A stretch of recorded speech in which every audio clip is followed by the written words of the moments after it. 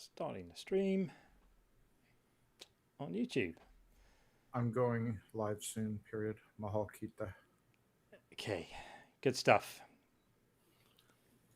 Right, we're going to try this again. Hopefully, it's going to be all right. I have no idea what that was about, but all sorts of weird internet-y issues. Let's get Sean back in here. There we go. Good. All right. Hey, Richie, good to see you, my friend. Thanks for coming back. And welcome back, Danny. And Bex is back. I appreciate this. So I've done a bit of reconfiguring. Hopefully it will be all right. And we'll see what happens. It's now saying YouTube stream seems happy. Hey,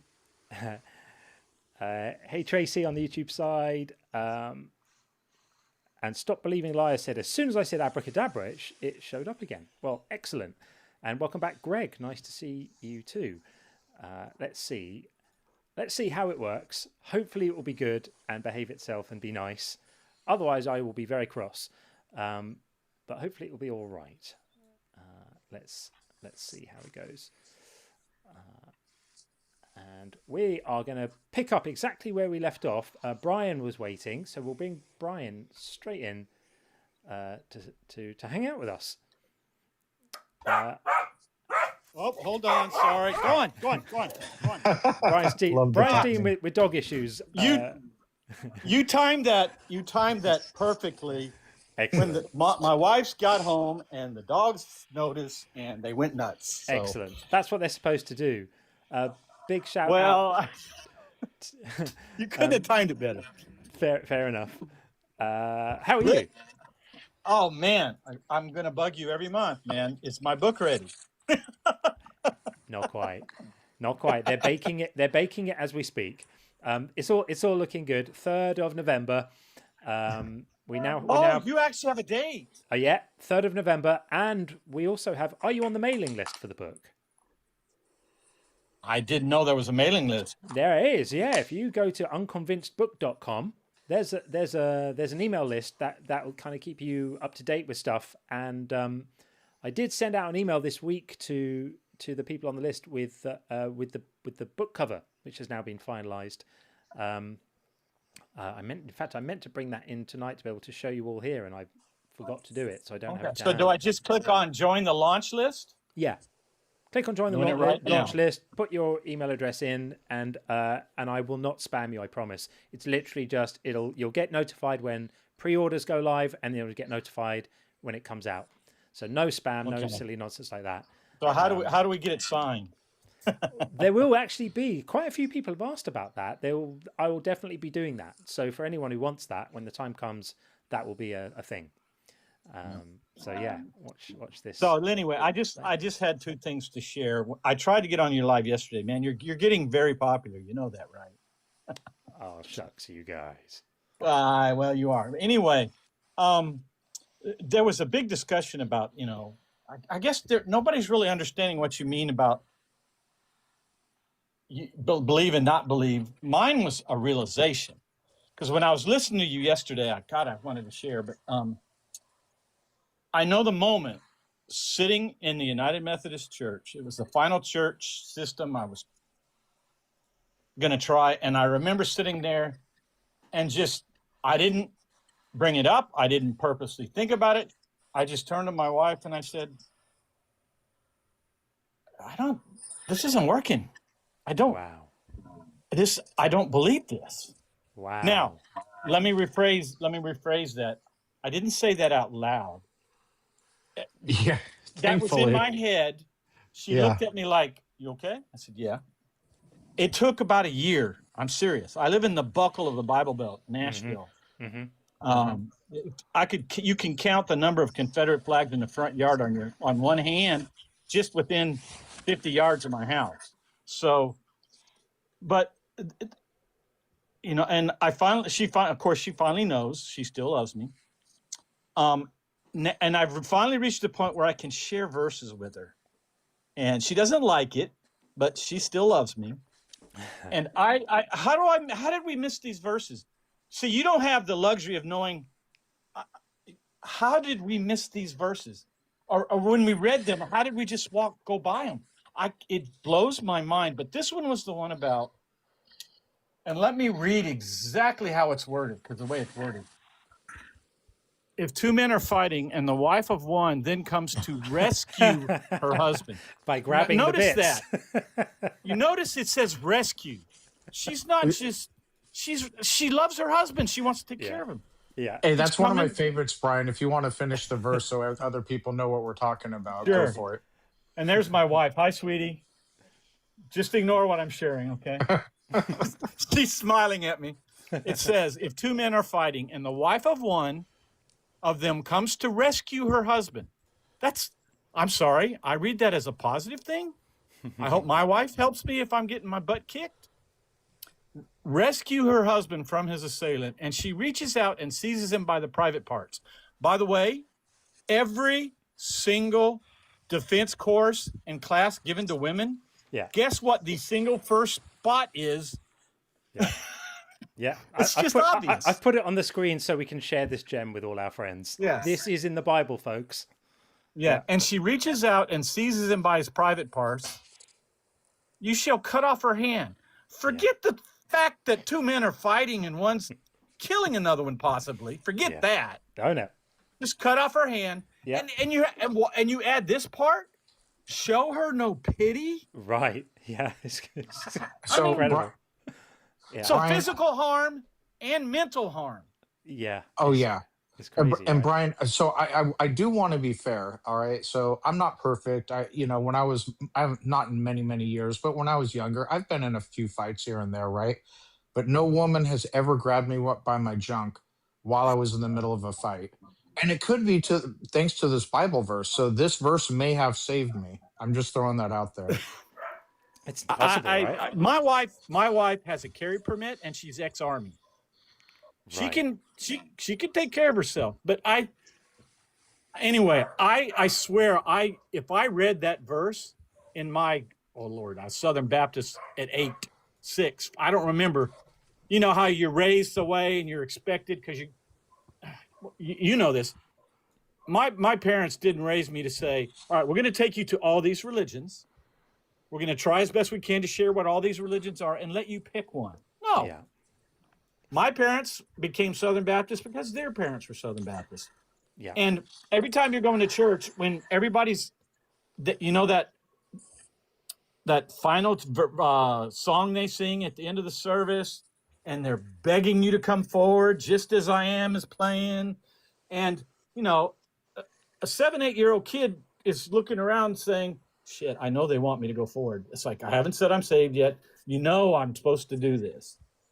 I mean, what does an 8-year-old know? I mean, so anyway, I did. And that's how I became a Southern Baptist. And according to my mom, that's how I became a Christian. She's not with us anymore. Love her to death. But how did we miss this verse? But anyway, I just wanted to share. I didn't choose not to believe. I really didn't. Yeah. I just went through all these Southern Baptists, married a woman that was a Mormon. She got out of it because she realized with me, because I helped her, that this is crap. Yeah. So we tried back to Southern Baptist. Then we moved. So then we tried non-denominational. That was so toxic. I was an elder there, and I preached from the pulpit as an associate pastor. I didn't know that. Wow. Okay. Yes. Well, what blew me away was the women. The women trusted me because I was at least honest and listened and made eye contact. But they took me aside. This was years. I think it was 4 or 5 years. They took me aside and said, you do realize that Mike, the pastor, never lets women pray in the main service. And I said, what? And I asked him if he's our pastor.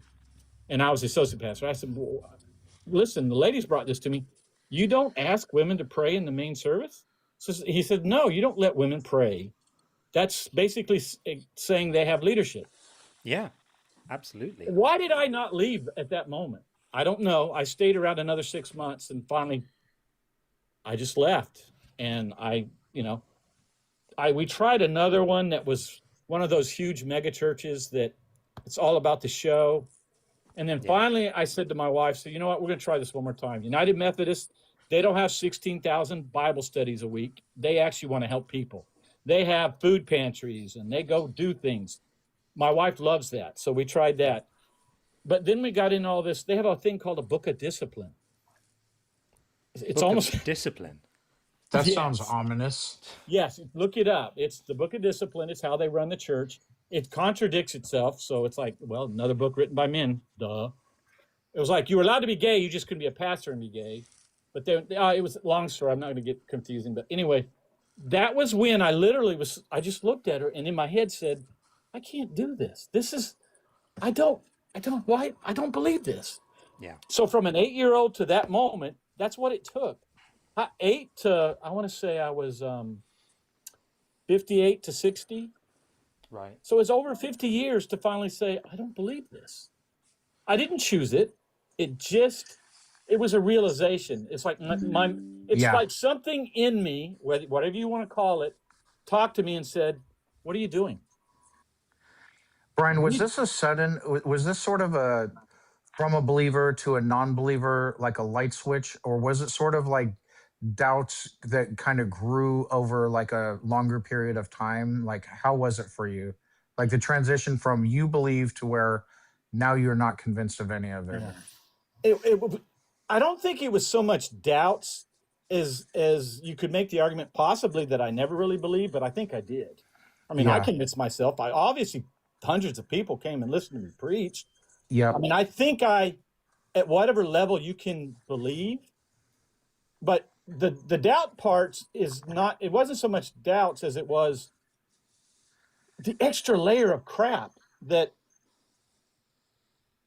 and that extra layer of crap said, all right, I'm just going to look at the Bible. We're just going to look at the Bible. And then I said, oh shit, and to TikTok's credit and you, John, listening to this and going to those verses, it boggles my mind how I could have read those verses and just skimmed over them. Somehow I developed a method to where when I preach from the pulpit, it was the good stuff. Yeah. It was the good stuff. It was what moved us forward. Yeah. That's through many different churches I've been to over a long period of time. All I've ever heard from the pulpit was the good stuff. That's all I ever got. And I never stopped to like read the Bible from front to back. Now, granted, there were a couple of bad parts that my mind it was so normalized to me. It didn't even dawn on me that this is awful, like Noah's flood and the Exodus are the two that I remember that are awful that I knew about before, but somehow my brain, even as an empathetic person, didn't register like, doesn't this seem kind of awful to you? And nobody had ever pointed it out to even like allow myself to think about it. Yeah. I finally had to share. I had some dear friends that told me, but the feelings you had, and I said, listen, here's the only way I can explain it to you. If my wife, who just came home, by the way, if she came home and I was sitting on the front porch, and as she's walking up to me, I said, hey, sit down. I've got to share something bad with you. She said, what? I said, Daniel and Thomas, that's two of our 4 sons, died in a car accident. What do you think my wife would do? She'd be devastated. Be devastated. Right. Yeah. So are those feelings fake? No. But is what I told her a lie? No. Is what you told her about. What you mean? What I told her was a lie, though. Oh, I see. But if you'd made it up, yeah, sure. Yeah, but what she's feeling is real. Yeah, of course. That's the only way I can explain to him. I don't know what I felt when I was a Christian. It was real. Yep. But it doesn't change it. It was a lie.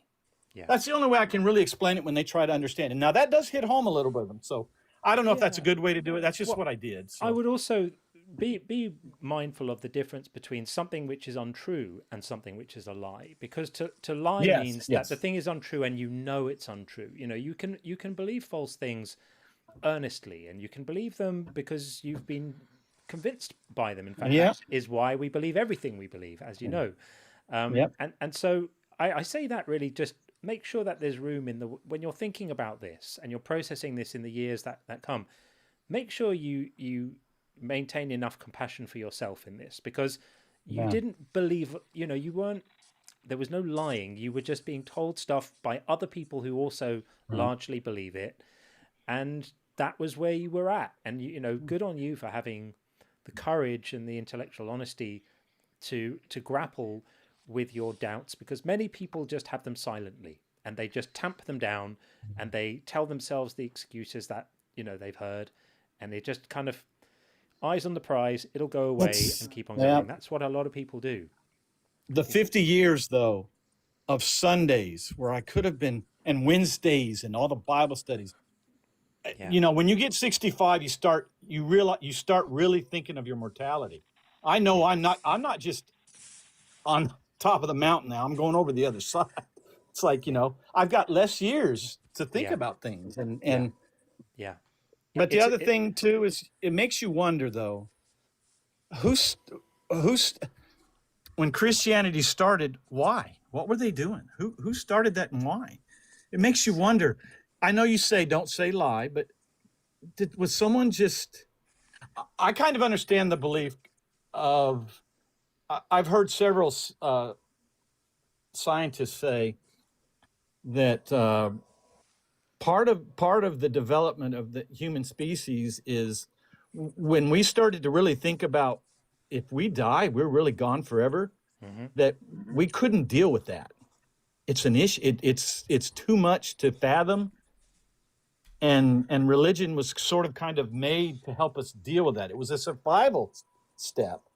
So I don't know if that's true, but it kind of makes sense. Humans just autonomously do things from all the way back to when I'm 2% Neanderthal. I mean, go all the way back to first thing first is survival.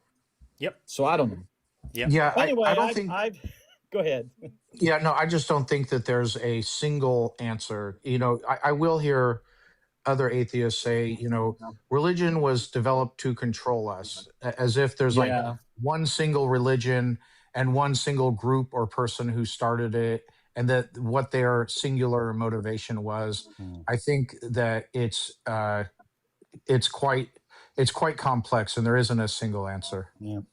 But we appreciate you, Brian. Oh no, Thanks, I appreciate you. I'm so looking forward to that book, and thank you, buddy. Yeah. And you have a wonderful weekend. Thanks, Brian. Always a pleasure to talk to you, friend. All the best. Take it easy. Okay, we are going to move swiftly on. I'm delighted that the stream seems to be working now, which is excellent news. We are going to move on with Deathless Light. Hey, Deathless. Hi, how are you? Very well indeed. How are you? Good. How you doing? I'm doing fine. I have an argument for God. Excellent. We'd love to hear it. God is a system that contains all conceivable systems. And a system that contains all conceivable systems necessarily exists because it contains all necessary truths. So this is a variation on. This is the ontological argument for God. This is a variation on. No, it's not. It's not on that. Well, it kind of is, isn't it? Because you're asserting. There's symmetry breakers. You're asserting that that this system, as you call it, has the property of existence, but you have to demonstrate that rather than just assert it. Sure. So if we state that systems exist, then systems in particulars belong to a universal set called system, by definition a priori, which is analytically true and not possible to deny. Because if you deny the existence of a universal system, you deny the very universality of the system of language with which you speak, and you falsify your argument. Right. Let's just try that again. We've activated the full bro bullshit meter. So try again. Yep. If you deny that a universal system exists, you deny that your very system of language participates in a universal system, so that you deny that your language has universal reach and universal scope, and you subsequently falsify every sentence you make. Okay. Slow down a little bit. What do you mean by system? I mean a series of interacting component elements that are cross-correlated by virtue of a geometry. Wow. Okay. So can you say that in English? Sure. A system is any set that contains elements which exhibit a logical relationship to one another. Okay, so like we have a solar system, right? That would be a system. It's a particular system. Okay, so the solar system exists, and it exists because of gravity acting upon matter, etc. You know, No, that would be incomplete. That'd be reducing the fourfold principle sufficient reason to only material causation. It would require formal, efficient, and final as well. Do you know Okay. there are people who actually believe that this is a reason that anyone would have religious faith. You don't believe, if you're a religious person, you don't believe in your religion for these reasons. This is just No, of word course not. salad derived No, after the as a fact. matter of fact, I was an atheist. Excuse me. Watch this. I was an I'm atheist, watching. Yeah, and then I became a systems theorist. And right. then from a systems theorist, I subscribed to a religion that corresponded with my systems theoretic. Fair enough. But I mean, I don't think anyone here has the foggiest clue what you're talking about, and we're all at least Well, at average intelligence. Allow me to make it clear. A system is a series of elements that demonstrate interdependency between logical relations, such that according to the principle of holism, it is impossible to reduce to the synergy of its subsystems. And what this effectively means is that the whole is always more than the sum of its parts and inexplicable in terms of the interaction of its parts. This is a principle in systems theory called the principle of holism. The whole cannot be explained in terms of the sum of its parts. Now, because existence itself is a system that contains all other systems, that means all knowledge is a property of the system, which makes the system omniscient by definition. That means all space and time are properties of the system, which makes it omnipresent by definition. And that means all matter energy are properties of the system, which makes it omnipotent by definition. Collapsing great. the symmetry breaker between the definition of God, it itself becomes identical to God, and God is instantiated to exist a priori. Fantastic. And what else? That's the end of it. And from that we get a conscious being. Yes, because consciousness participates in the system of all conceivable systems. So the system possesses consciousness. Therefore, it's my being God. conscious. Are you don't really know. serious? I mean, are you Yeah, you just actually lost the being argument. You serious? just lost the argument in front of 74 people. Yeah, I'm feeling absolutely defeated, as you can see. You just came on here and vomited word salad, which I assume you've written down. And you And lost to vomited word salad. It's complete twaddle. You lost to me vomiting word salad. I mean, You really? lost. Hey, it's all right. It's all right. You lost. Hey, I don't think that there's any winning You're or gonna losing. cry. Hey, you're gonna cry. Do you know It's what? okay. Do you know what? You're gonna cry. You can cry now. Do you know what losing is? Losing is when you can't say a It's sentence called you coping and teething. with anyone you- in the room having How about any you not clue. interrupt? How about you not? Sorry, I got How this. about you not interrupt? How about you not this. interrupt? I got this.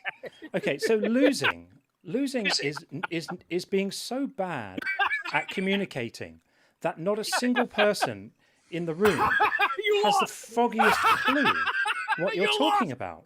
I mean, here's the thing: the intellectuals that I really admire are people who I'm just going to drop him because he's a pain in the ass. So the intellectuals that I admire are people who can communicate their ideas clearly, right? That means that when they say things, even complex things, people understand what they're talking about. So you think people like Steven Pinker or Richard Dawkins, or there are some fantastic communicators. Carl Sagan was a fantastic communicator. People who can take fairly complex ideas and they can communicate those ideas in a way that everyone feels they understand them, they understand what they're talking about, and everyone is enriched by their ideas. Coming into a room and reading your systems theory twaddle such that no one has the faintest clue what you're talking about isn't making an effective argument. It's making an ineffective argument because no one knows what you're talking about. So I'm glad that you came in here and felt that you won something. I don't know if it was a prize or something that you felt you won, but if you ever want to come back and have an actual conversation like a human being and use sentences that anyone would understand, then that is a challenge that I offer you to see if you can do that. Because just reading a bunch of nonsense isn't winning. I'm not sure why you would think it is. That is one of the least effective 3 or 4 minutes of communication I've seen in years. So perhaps reflect on that. Ask yourself, of the 200 odd people that we have listening to this right now, how many of them you think understood a word you said? And then reflect on what that says about you as a communicator. That would be my advice anyway. But anyway, thanks for that. It was delightful. Okay. We are just going to briefly bring just some guy in because Jason always has excellent insights into things. Hey, what's up? Hey, John and Sean. Hey. I just want to Hey, how's it going? real quick and good. I just want to jump on and say that the last caller was right. I understood what he was saying, and he was right if you Right. accept the presuppositions that he accepts. And Right. that's the absurdity of these kind of these metaphysical ontological Yeah. arguments, Yeah. because you have to accept a priori that their precepts are correct. Yeah. That was why I said And to him at the it's the beginning. same kind of argumentation. That's why I said to him at the beginning that the thing he's saying is something that he would have to demonstrate rather than just assert. And then he Right. launched into his script. And right. But it's the same thing this is the same way that Zeno proved that nobody can move anywhere. Yeah. It's the same methodology Yeah. that gives us the universe as an undifferentiated sphere when we experience it as obviously not an undifferentiated sphere. So you can Yes. prove anything through metaphysical analytics if you accept certain presuppositions. Yeah. And anytime anybody hears somebody rattle on about this, you take their argument as prima facie absurd until they can demonstrate some kind of Absolutely. some kind of causal relationships in the world that you can use to verify their truth claims. Yeah. Yeah, absolutely. But I also think even if you want to come with an argument like that, you have to know that it's going to be unfamiliar to the majority of people listening. And so you should try to explain it. You know, he was using deliberately obfuscatory language, right? He was deliberately trying to make his What does that language right. He was trying to make his language deliberately impenetrable to give himself a reach around. And I don't think that's smart. I think it's stupid, because then no one has a clue what the fuck you're talking about, and I don't think that's effective communication. Right. I think it's idiotic. The one thing he has done though is give me a fantastic clip for tomorrow. So if you're still listening, dude, thank you for that, because that's gonna hit hard. That YouTube's gonna eat that. Yeah, that's money. So that's money right there. Yeah. So thank you very much for that. I'm much appreciated. But yeah, I appreciate your input as always, Jason, and I'm Thanks, sure man. we'll be hearing more from you later on. But thanks, buddy. Cheers. Talk to you later. Thanks, man. Okie dokie. Moving on. If you are on the YouTube side, then we would love to hear from you. In fact, we do have a caller on the YouTube side right now, which we're going to bring in. We are going to bring in, looks like Wazel. I'm not sure exactly how we say that. Hello, can you hear me? Yeah, we got you. How are you? Excellent. It's Vasil. Vasil, forgive me. That's absolutely That's crazy okay. of me. I That's didn't okay. It's a understand weird that name. this was an Eastern European spelling. I just didn't know. Yeah, But how are you? yeah. I'm good, thank you. Thank you for taking Excellent. my call. How are you? Yeah, good. You're very welcome. So I'm an atheist, Yeah. so there's not going to be too much arguing with you here. Sure. But there's something I've been thinking about for a very long time, and you guys triggered this thought again in me when I saw your debate about the voluntarity of beliefs. Yeah. And like I largely agree, but I can't stop thinking about the fact that something like motivated reasoning exists. Yeah, I And talk about it in my book. Well, I haven't read it, so sorry about Yeah, that. But pleasure. and I personally talked with people who told me that they choose to believe something. I was talking to like a friend of mine who's like a theist, but like her reasoning wasn't very great. Yeah. But in a conversation with her, when I was like presenting her with some arguments that in my opinion were pretty rational, she would say like, yeah, no, I get that, but I choose to believe that God exists because like it makes me happier or something like that. Yeah. And I can't just ignore her testimony on this one, right? I can't say, no, you're wrong. You don't. You choose to mustn't. believe You that." mustn't ignore it, but you can exactly. you can interpret it correctly. So how do you deal with that? Yeah. So when someone says, "I choose to believe that God exists," there's a couple of things they might mean by that.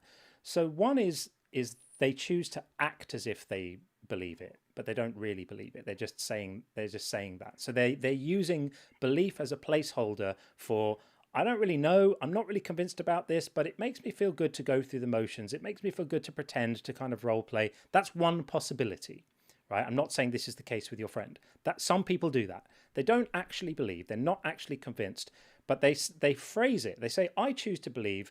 And the reason they're saying that is they realize that there's a slight gap between where they are and where they'd like to be. And so they bridge it by saying, well, I choose to believe. It's like, I'm just going to go with it.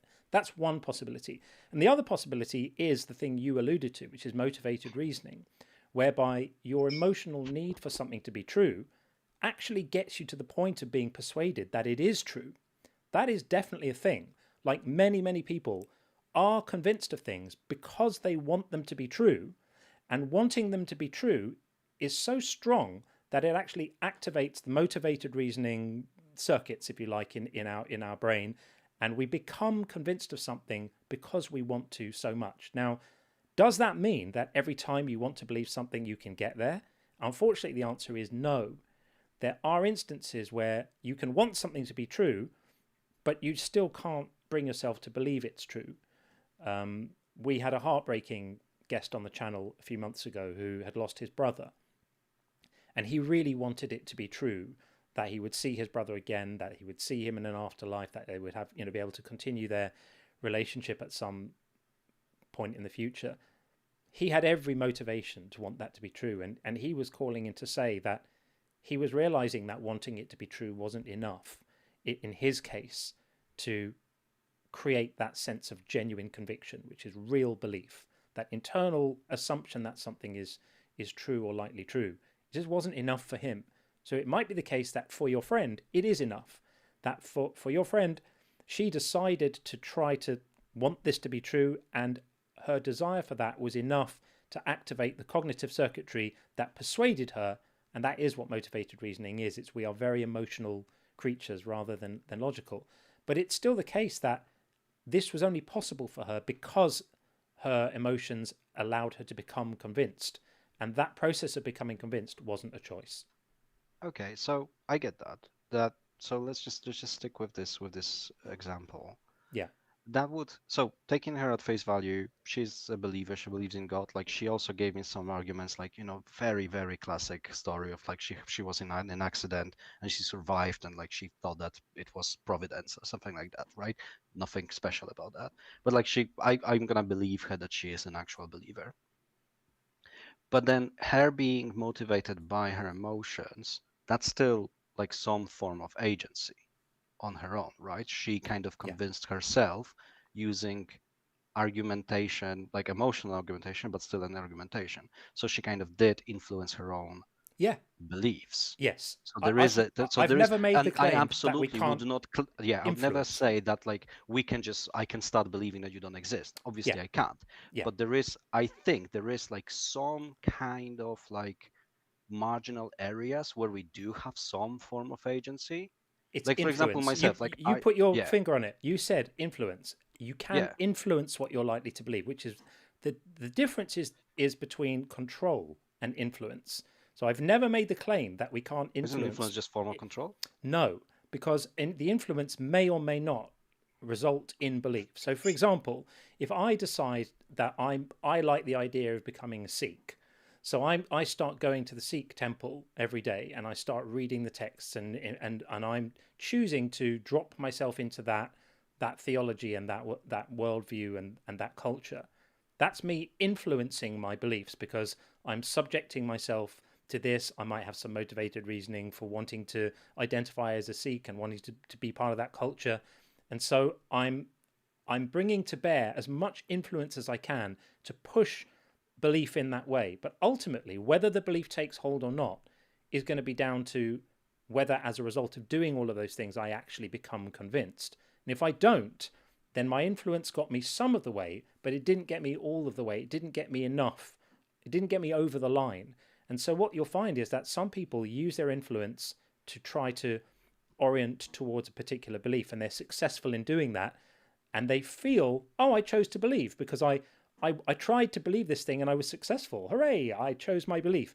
But there are millions of people who do all of those steps and still don't find themselves convinced. So that the point I'm making is the actual moment of belief, the actual formation of the belief is the one part of the process that you actually can't control. That's where your cognitive machinery kicks in and your brain is evaluating for you whether you find this stuff convincing or not, that you've influenced yourself to be immersed in. And that's the one part you can't control.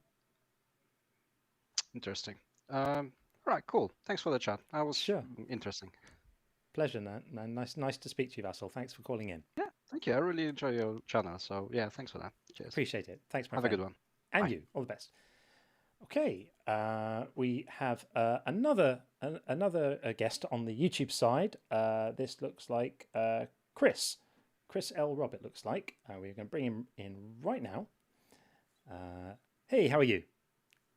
How you doing, John? I apologize. This is my first time jumping in. I didn't think it would just put me on the air, but I'm glad I'm here. Well, you jumped to the head of the YouTube cube behind Vassal, so you're very welcome. Just a quick technical thing.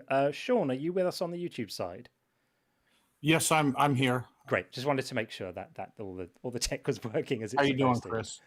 Great, doing well, thank you. Thank Great. What have you got? So, I apologize. I'm just jumping in.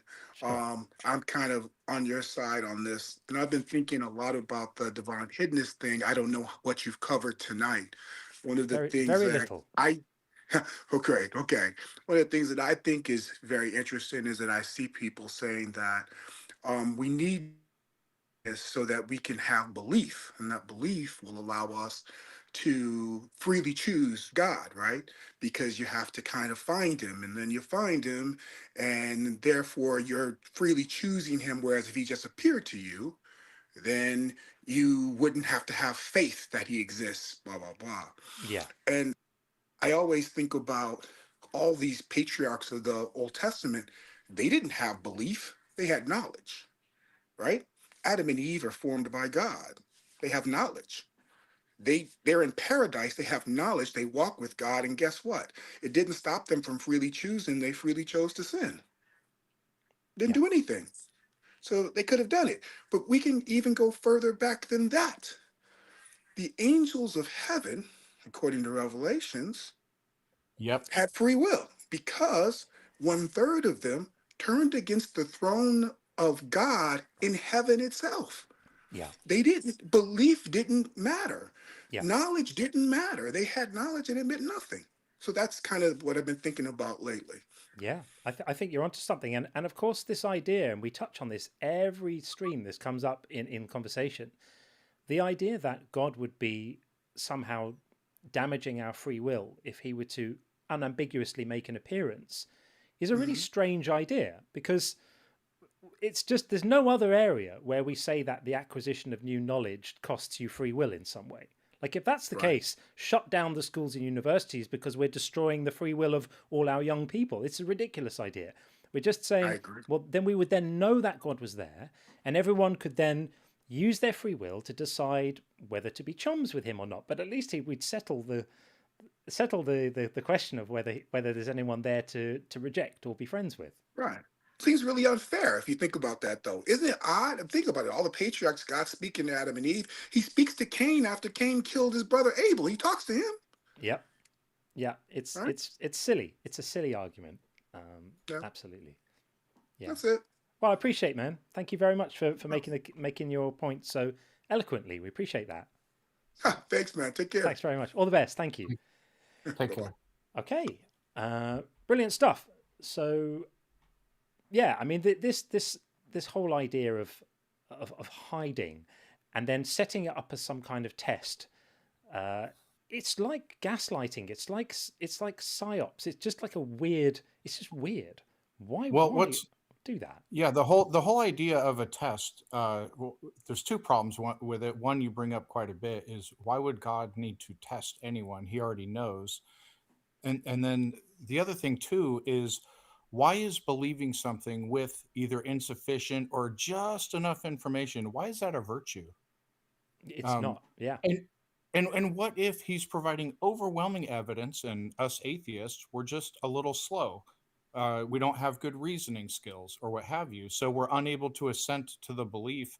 Why is that a moral failing worthy of punishment? Yeah. The whole test thing is just a really strange idea. It's absolutely crazy. Okay, well, let me just take this opportunity to read a couple of super chats. So we have Jared says, great content, just found your channel recently, and thank you very much for that, Jared, and for the $2. I really appreciate that. It's very, very kind, and I'm glad that you like the channel. And then we also have CJF from Misery, very, very generous, $20. That's amazing. Thank you. So, John, I've been watching you for several weeks now. Thank you for all you're doing. Much love from a sane America. I'm sorry about our fascist in chief. Well, thank you for that. It's incredibly kind.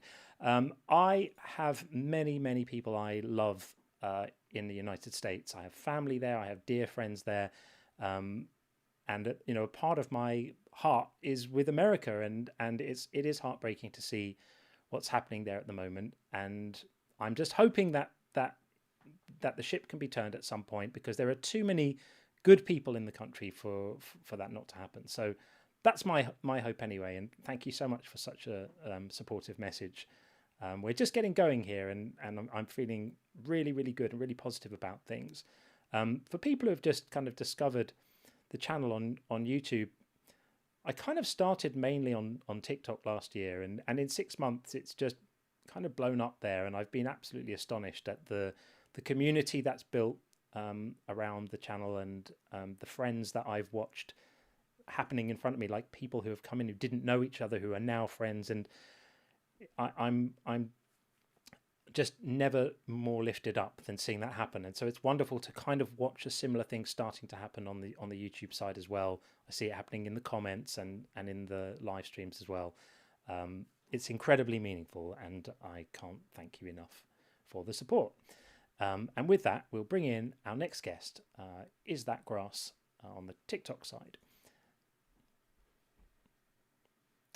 Hey, how are you? Hello there, hello there. How are Hi. we doing? We're good, thanks. How are you doing? I'm doing pretty good. Great. I come here with a bit of a different perspective than I think most of your debaters here come in.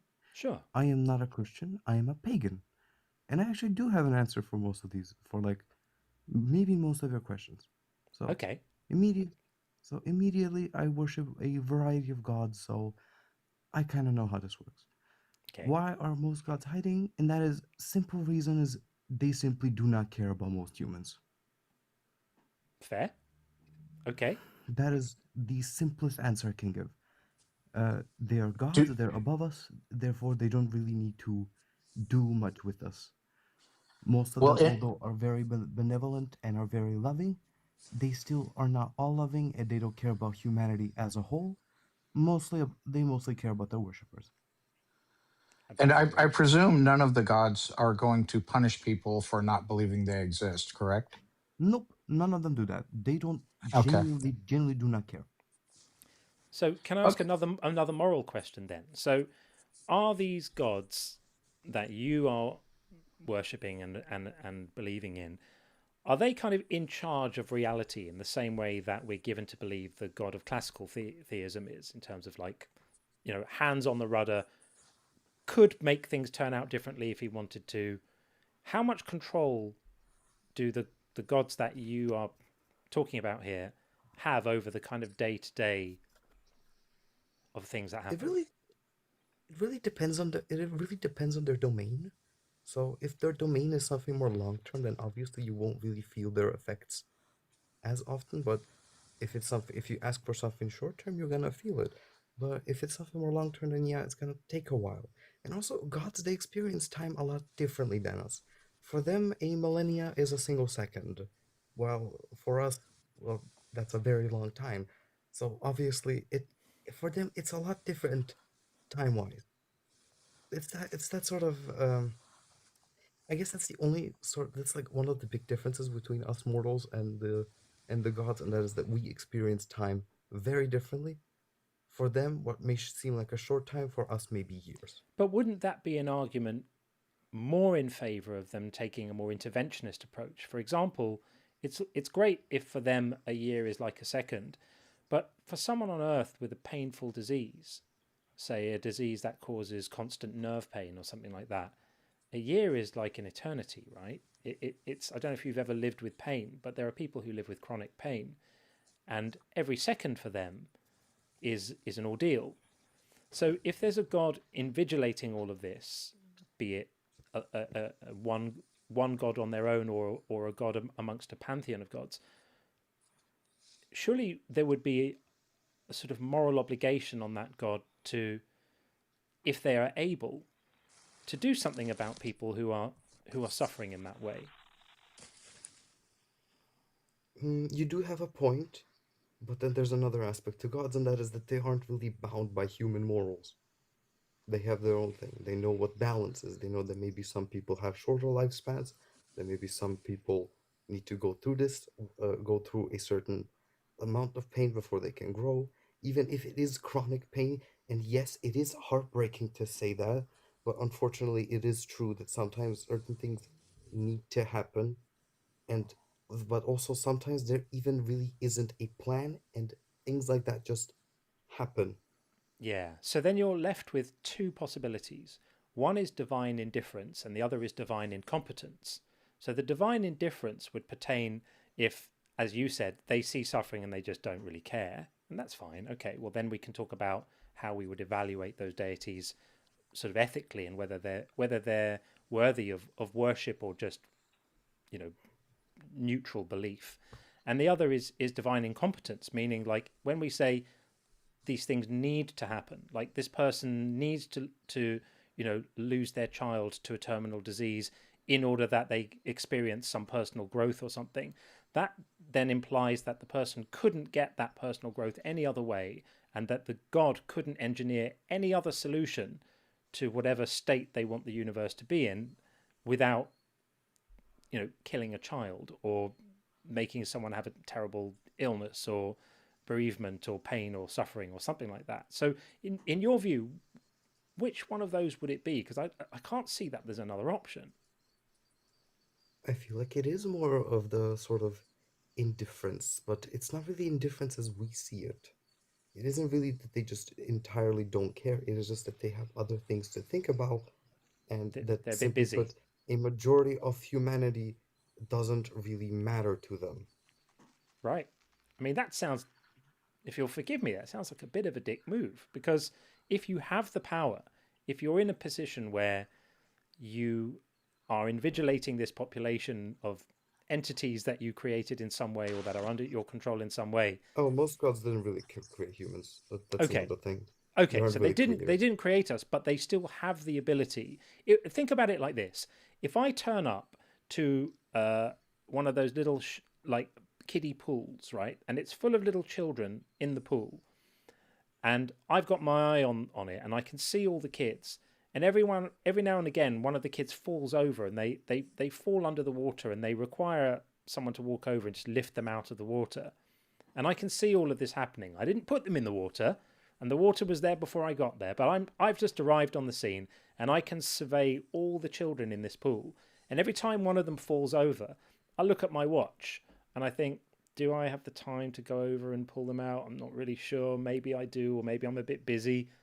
Doesn't that make me a bit of a disagreeable character? I mean, if I have the potential, shouldn't I just stroll over every time I see a child fall over into the water and pluck them out and help them? That is a good point. Though one thing about many of these gods is that they work transactionally. That's how I at least work with them. You give an offering and they give something in return. You go to them first and then they help you first. That And sounds then they help It's you. terrible. it sounds like you have the gods you believe exist have very human traits when it comes to morality. Some are better than others. There's a broad range there. Some might be complete jerks. Is that kind of how you're saying it? Like I liken it to the whole like Thor and Loki and like the trickster, and they have various, you know, very human like. They're not omnibenevolent. They're not uh, omni malicious, malevolent. Anyway, is that sort of how you see it? Hmm. Yeah, they aren't all really entirely sort of benevolent. They aren't all entirely malevolent. There isn't really a black and white spectrum with most gods. They're So they're always basically like somewhere in the people. middle. They're very anthropomorphic, aren't they? They are. They're very much like people. But it does They make me can wonder be. why, Sometimes because they're you use the completely word opposite, worship, completely different. right? You use the word worship. I mean, worship is a lot more than recognize, right? To just to know that someone is there and acknowledge that they're there is to recognize them. To worship them is is to say you know they're there, you recognize them, and then on top of that, there's an overlay of adoration, right? Of reverence, of respect, normally love. That's what worship sort of entails, I think. Why do you worship these entities if they're so capricious and so indifferent? Because when you show respect, then they stop being indifferent and they start caring. about you as an individual That and the sounds like people around Stockholm you. syndrome, dude. That's It's not. grim. I can leave anytime. Yeah, but if you leave any time, they're gonna stop caring, aren't they? They're gonna. I mean, like it's so transactional. It's so I don't know. It's a. If you don't mind me saying, it's a little Trumpy. Like it's like, what are you going to do for me? You know, I'm going to need a Mm. favor though. Um, Surely they would be worthy of worship if they bestowed goodwill on their charges, irrespective of whether those charges had donated the right degree of reverence and propitiation. Don't know. This feels a bit weird. I mean, you do you, of course, but and it's a lot less objectionable than the Abrahamic God that threatens to chuck people in burning lakes for not being convinced of things. This is a totally different True, Yeah. I level. agree with that. It's That definitely was one less. of the reasons It's why I less left Christianity. offensive. Yeah, it's less offensive what you're saying, but it's still something about it leaves me feeling uncomfortable.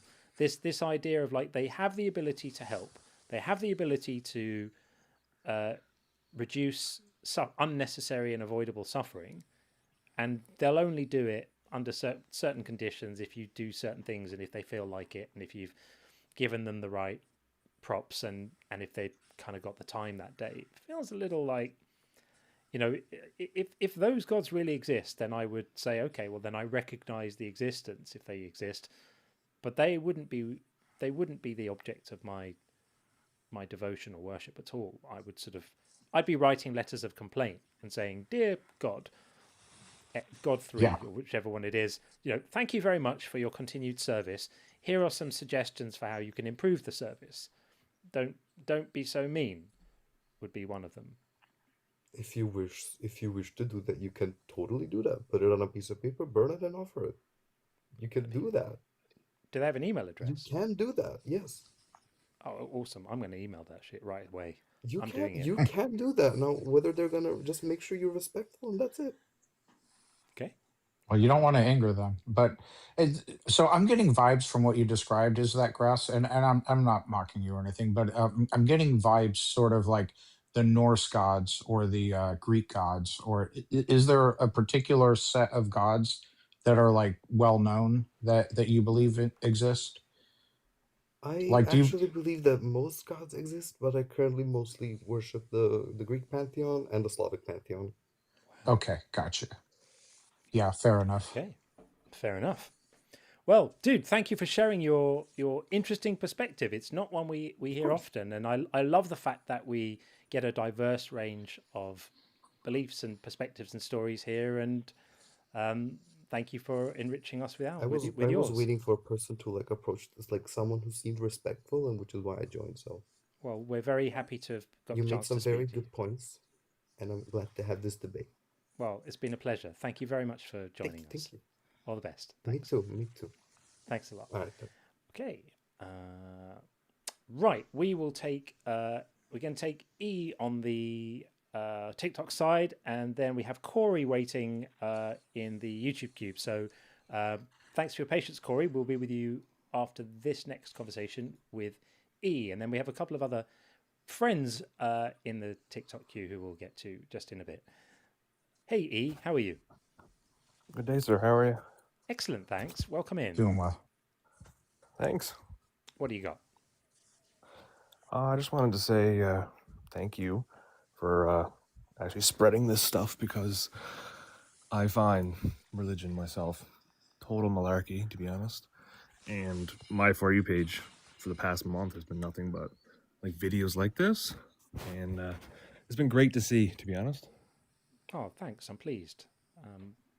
We get a mix of perspectives here. Sometimes people come in and say, "Why are you being so terrible and doing all these terrible things?" And other people are pleased about what we're doing. So I'm really happy that it helps.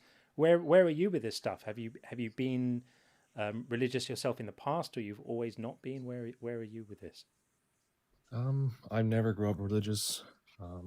I grew up with a lot of religious people around me, I guess. Mm-hmm. I work with religion every day.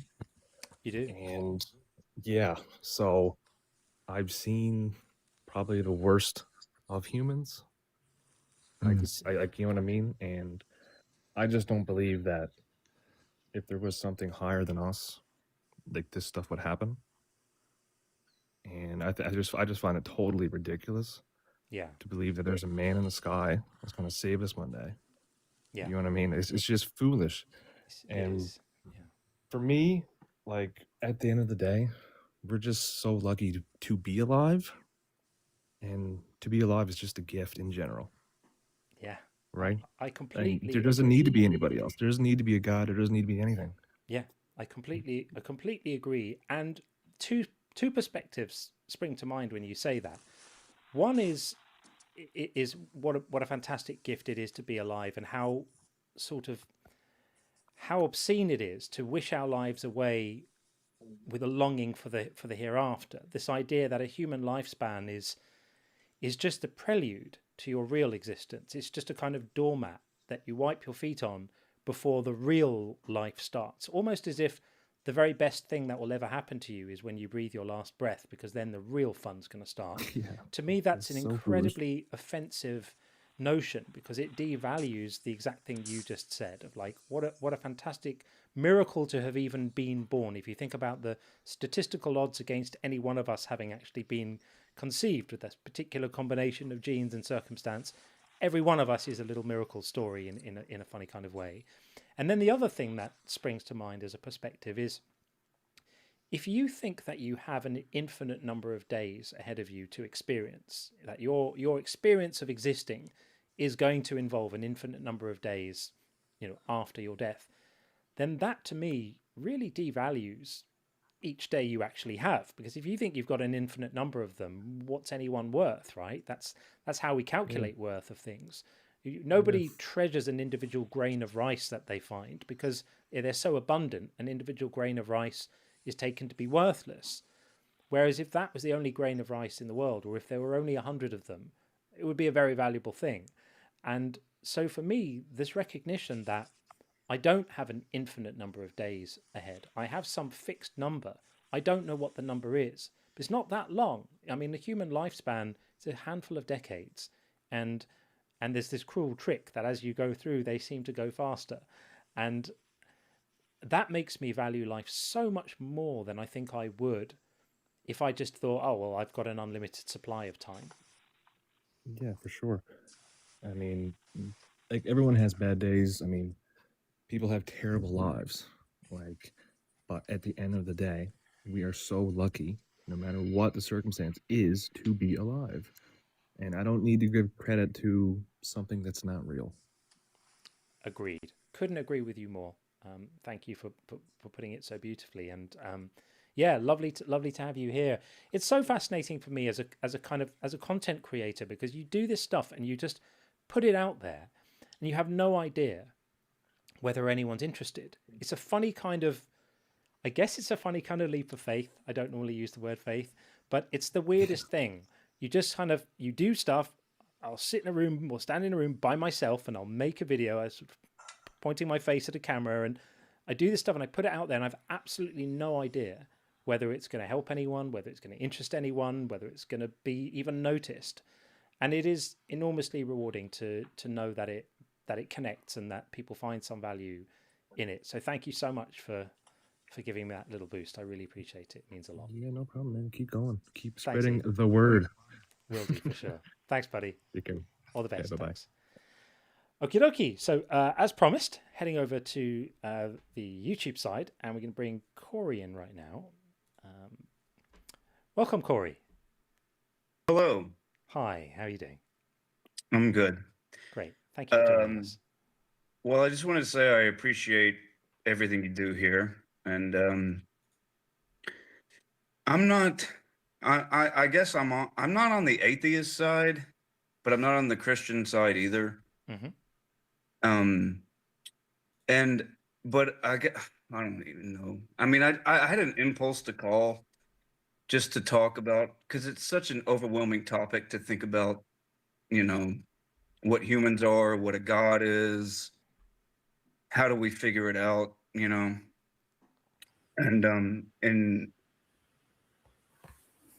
in full disclosure, I was raised Christian.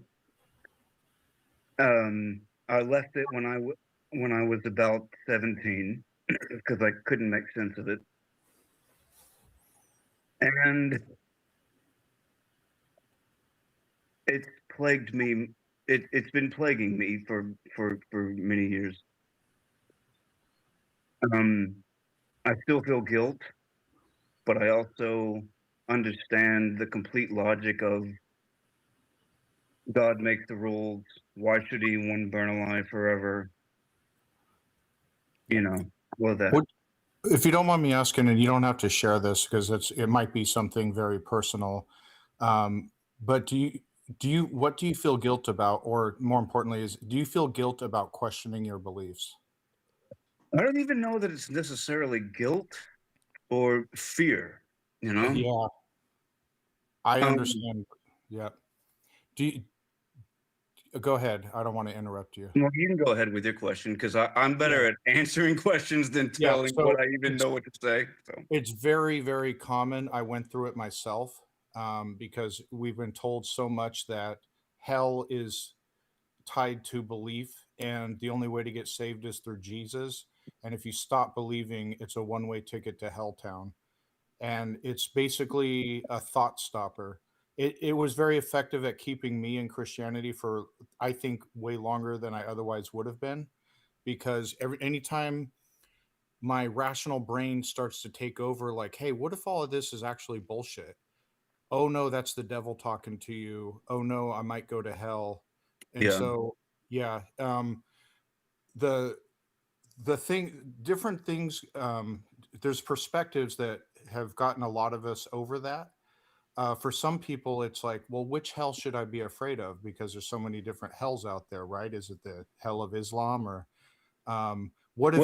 Well, Go hell ahead. within the Bible itself, God can destroy you and your soul, or you burn alive forever. Even within the Bible, there's no clear description, and Yeah, that's I mean, well, there's infinite kind of points that I can talk to, which is why I yeah. don't know if I should even call in because there's just so many thoughts and so many avenues to go down. No, it's okay. It's good to talk about these things. And when I said it's which hell, I meant like which religion's hell. Because you could like give your heart to Jesus, and then Allah is God, Yeah. and oops, it's the wrong one. Or, or, Jesus was only a prophet, my friend. Why were you worshiping him or some instead of other me? god that we've never even heard of. Like the moment Right. you start trying to game the system that way, you realize that it's ungameable. And then the other perspective I would really want to offer you, Corey, is the center of my work is the whole notion that belief isn't actually something that you can choose anyway. If you find yourself unconvinced of something, then you're unconvinced of it. Belief isn't an option for you. You could pretend to believe, you could lie, and you could say the words, and you could perform the faith, but that's completely different to actually being like internally convicted with those beliefs and really thinking it. And if there's an all-knowing God, then a God would know what you're convinced of, and a God would know that you're honestly seeking the truth. And there's no way to game a system that says we're going to punish you for not finding yourself convinced of the right things. That's just, it's so immoral, and it's such a horrible thought, and so many people suffer from it. So the line to aim for you is a line of self-compassion, and realize that all we can do in life is our best. All we can do is try and figure this stuff out. The world is complicated. We're constantly hearing 20 different things at a time. People are trying to tell us this is how you save your soul, this is how you get rich, this is how you get your hair degreased, like whatever it is. We're constantly got information coming in, and it's a full-time job to try and figure out what is the maximum value, what is complete BS, what is wisdom, what are lies, what are mistakes. And all you can do is the best you can do, and there's no moral culpability for getting it wrong. So I think you're doing fine. Existence in itself is so overwhelming, Yeah. you know. I mean, and then, well, but when you were talking, like I have, okay, I've been diagnosed with schizophrenia. I don't know how true that is because I won't even. I don't really have time to go into that. I don't hear voices. I don't see hallucinations. But two different doctors have said things about schizophrenia just because of the things I've related to them. Okay. Um. Anyway, the point I wanted to go back to when you, John, when you say you can't choose what you believe. Yeah. I respect. I know exactly. I know that you've. I know that every point you make, you give thought to, and I'm not. I'm not here to be contentious. Sure. I just want to talk. Of course. Of course. So it's like I don't. I and there's a way where I think of like maybe you can choose what you believe in. I mean, to leave that avenue open. Um, because we have to figure out what we think. So do you take the information and then decide if you believe, or is it just you can't believe and leave it at that? I don't, Yeah. So you have a certain amount of control over, well, you have a lot of control over the flow of information. You have a lot of control over what you choose to pay attention to, right? You can decide how open-minded you want to be. You can decide, you can curate your own flow of information inwards, and you can decide your attitude that you bring to that information. So overall, there's a lot of control there, which is why I never make the claim you can't influence what your beliefs might be. But the one thing you really can't do is, having done all of that, having curated your flow of information, having decided what books to read, what podcasts to listen to, what TikTok lives to hang out on, or YouTube live streams to be on. Once you've done all of that, that's as far as your control goes. Then what happens is the information comes into your mind, and you either are persuaded by it or you're not. And you have no control over that process. You can want to be, you can be resistant to it, and being resistant to it can impact its likelihood. But there comes a point where you're not in control anymore. And that point is when your brain is trying to figure out whether you believe it. Not whether it's true, because you don't necessarily know whether it's true, but whether you believe it. That's the one part of the process you can't control, and there is no moral culpability in it at all. So that's why I say all we can do is the best we can, and try and be honest. And if there is a God, then ask yourself, would that God value intellectual honesty or value lying about what we believe to try and game the system? Like, I can't believe that if there is a God, and that God is any kind of ethical being, that God would prefer people kind of lying about what they believe rather than people just being honest. I can't believe that if I live my life and get to the end and I'm held accountable, that my greatest failure in the eyes of this God will be that I was just honest about what I found convincing. That can't be true. If it is true, then it means that God is such a moral monster that there's nothing we can do anyway, and we might as well just get ready for whatever's coming. So, I think you're doing fine, and I think the best thing you can do is be kind to yourself around this stuff. Don't get hung up in any thoughts about guilt about what you did or didn't believe or do or think. You're just trying to do the same thing we're all trying to do, which is make sense of a chaotic, crazy world. And it sounds to me like you're doing fine with it. That's why that's why I'm glad I found this channel, and I appreciate how you articulate how you think and feel, because um uh, it's just truth coming from you. It's just your own genuine perspective. Well, we try. Yeah, Um, what John said, I came to that realization myself some years ago, because when I stopped believing, I kept worrying about what if I'm wrong. I can't believe, I'm trying to believe, but what if I'm wrong? And then I worried about it, and I had an epiphany. The same thing he was talking about is that we don't control or choose what we end up being convinced by. And if there is a God, it would be absurd for him to punish me for not being convinced of him, especially when he himself could just literally say, "Here I am, I exist." And also the realization that if that was the case, if that was really the system, you have to be convinced of the Christian God, then he set up a system where it's a lottery of what country you're born in, what family you're born in. If you're born in Thailand or India or Iran, you're almost certainly going to be convinced of the wrong religion, and now you're screwed. And if there is a good God out there, he wouldn't set up a system like that. So that that's the thing that helped me. For others, it was the first thing I told you. There's all these different hells. Take your from all these different religions. Take your pick. The whole thing is just absurd, and it's literal mind control. It's fear shackles for the mind to prevent you from doing honest introspection about figuring out what's true. Yeah. Yeah. And it's go ahead. I know that I'm not really, I guess I'm not really staying on the subject of God is hiding, but I just wanted to talk to you because I appreciate your channel. Oh, I guess it's a pleasure. The subject and the topics are really just starting points for conversation. We're not legalistic about saying we have to keep we have to keep on topic with this. So sure. if someone wants Yeah. to come in and talk about potato farming, then I'd say okay, this isn't the place for you. But as long as it's kind of related material, I'm very very happy to talk about it. And you're right in the zone, man. This is it. This is why we do this. Is to to try and help people. I always say I don't do this to attack religion. Like I don't really care what people believe.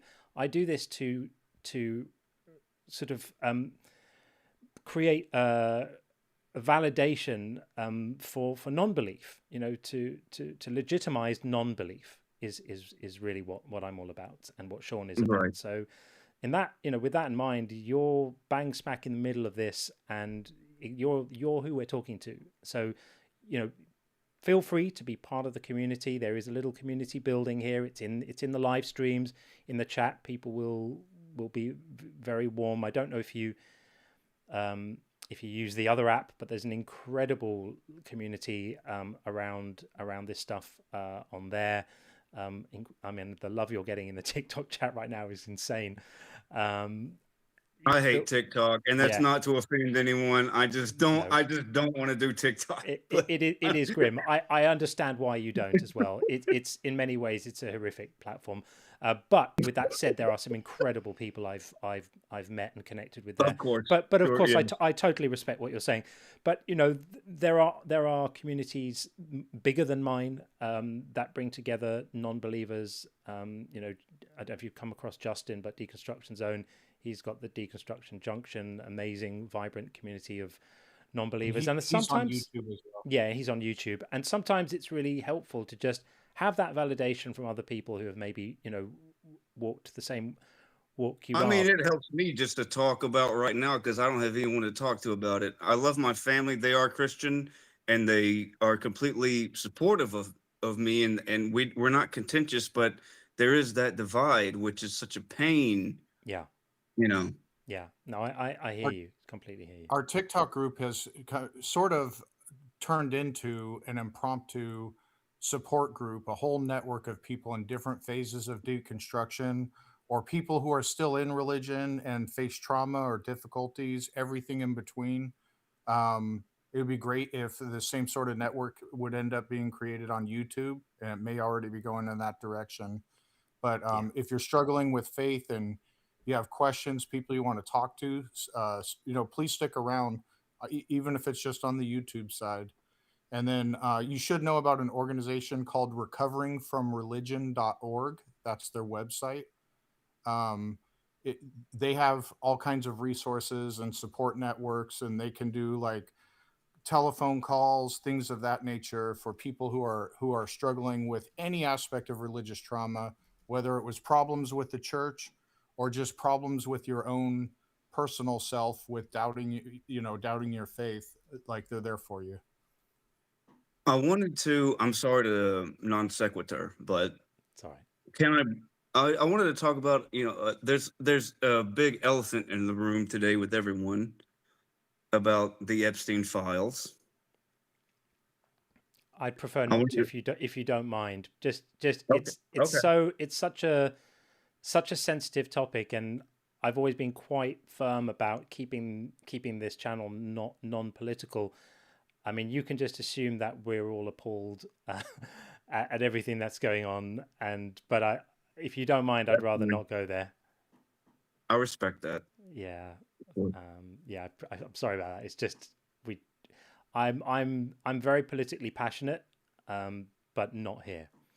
Okay. Because but thanks, man. And listen, look, if this is helpful to you, come back and check in. You know, if you need the odd like top up, and you need a little dose of validation for where you're at, don't think you only get one call. Like, we have regulars, we have people who they'll call in often, from time to time. They just want that little fix of like, am I okay? Yes, you're okay. And then they're all right. They go on their way. Like, feel free, use this community and this channel if you want, if you need it. Come back again. Come check in with me. Check in a few days or next week, whatever. Let us know how you're doing. We got you, man. We're all rooting for you, and you're doing all right. I shouldn't have said the thing about being schizophrenic because I'm really not. I mean, I don't. It Anyway, doesn't. It doesn't matter. I, I'm not saying this because you said that. I'm saying this because you've no, obviously no. had a bumpy journey with some dissonance along the way, and when that happens, sometimes it's all right to just get a little hand on the shoulder to say you're doing all right. Can really make a difference, and we're all about that. So feel free to come back anytime. Okay, I appreciate what you're doing. I appreciate that you are willing to lay your put yourself out and say exactly what you feel. And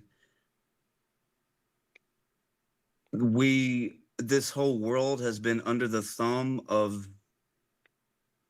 things that we just can't even understand. So I don't know. I appreciate you. Thanks, Corey. We appreciate you too. Take it easy and be well, and let us know how you're doing. Okay. Okay, thank you. All right, Corey, bud. have a good day. Thanks. Okay. We are going to move back over to the TikTok side. Got a few waiting there. So we're going to start with Elizabeth B. There. Let's see if there we go. Welcome in, Elizabeth. Hi. Hi. How are you? I'm good. How are you? Yeah, we're lovely, thanks. You're on with John and Sean. What would you like to say?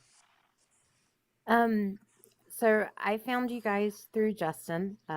You got mentioned on his channel, and I jumped over and found you guys. You're actually on a great time for me because you're earlier in the day here on for me, and I hear a lot about you can't change what you believe, and in my deconstruction journey, that has been extremely important in the religious trauma aspect, because I've been walking through like the blaming of myself for feeling like really horrible about how could I have walked away from what I knew for so long? How could I have fallen into it for so long? I was 40 years into the belief. I went to school for ministry. I was on the worship team. I was deeply, heavily involved, and I was like, I mean, I was a pastor's kid. I was really raised and indoctrinated, and like it was all I knew. And so walking away has been like losing everything. Yeah, for And sure. it felt like, okay, I just made this choice to give everything up, and hearing that it wasn't really a choice that I made, but that I really became just unconvinced of reality, kind of gave me a reason to breathe, I guess, a little bit. Oh, I'm so pleased to And hear that I could stop blaming myself,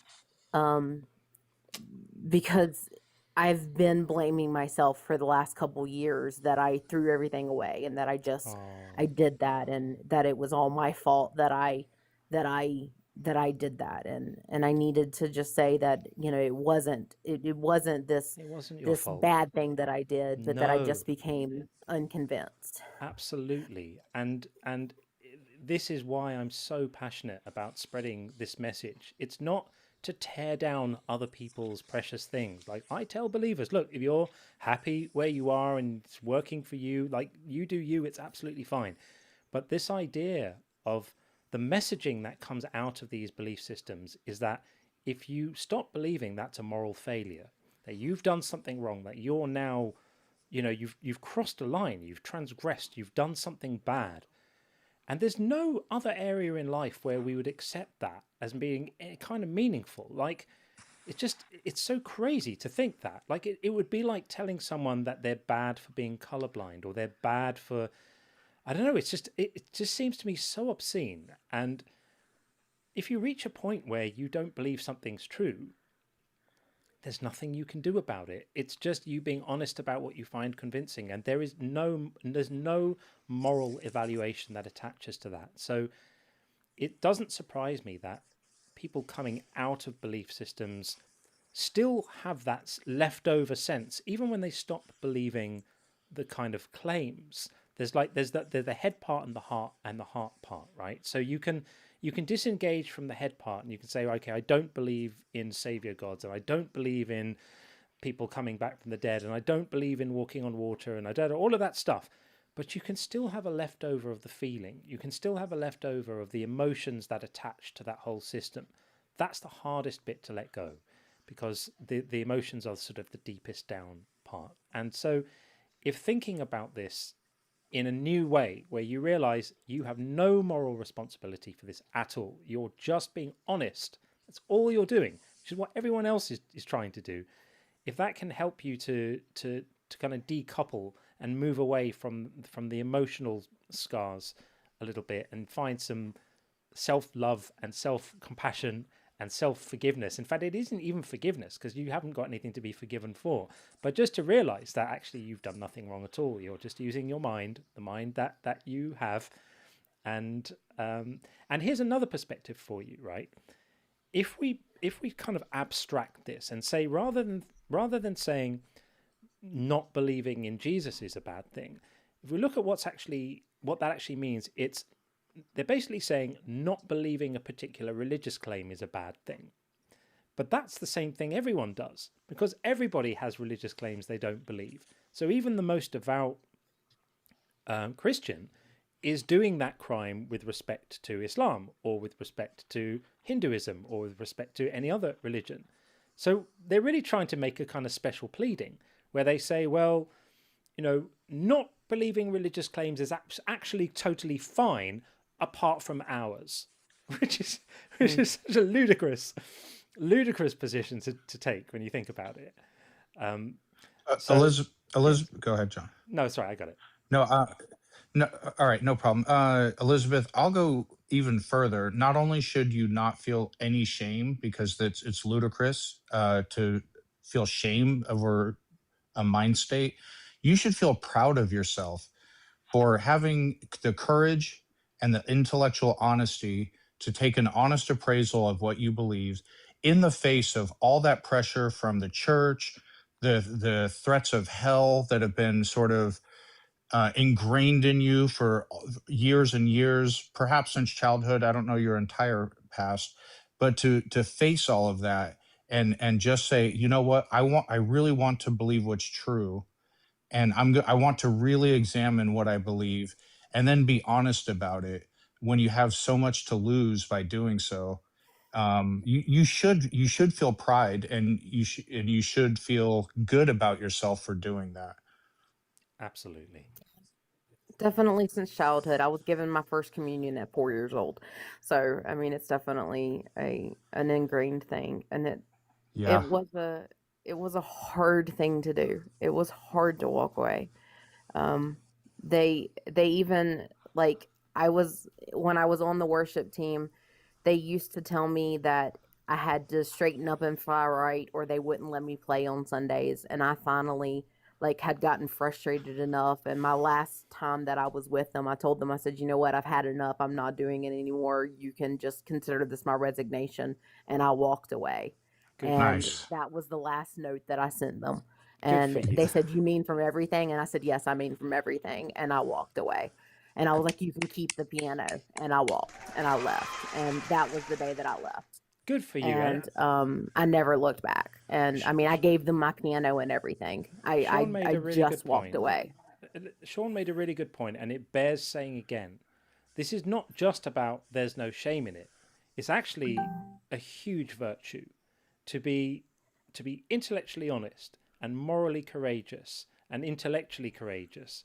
I think shows great strength of character on your part, because many people reach the same kind of belief place that you were at, and this is true. You can count on this. You can take this to the bank. You are not the only person in the congregation who thinks this, but many people don't have the courage to follow through and say, I'm not prepared to. I'm not going to do this double thing anymore. I'm not prepared to live with such a disconnect between the inside and the outside, such a disconnect between what I know and feel inside and what I say to everyone around me. So I think it says something about your character, your strength, your integrity, your honesty, and your resilience. And I couldn't possibly admire you more. Thank you. That means a lot. It does. Yeah, really. It does. Your story will inspire other people. So this is it. This is where you get to pay this stuff forward now, because you've had that pain, you've had that struggle. Other people who are earlier in the process will hear you and know that they can get through it too. So you will be lifting other people up too out of this stuff. So good for you. I'm trying to learn now. I'm trying to learn information so that I don't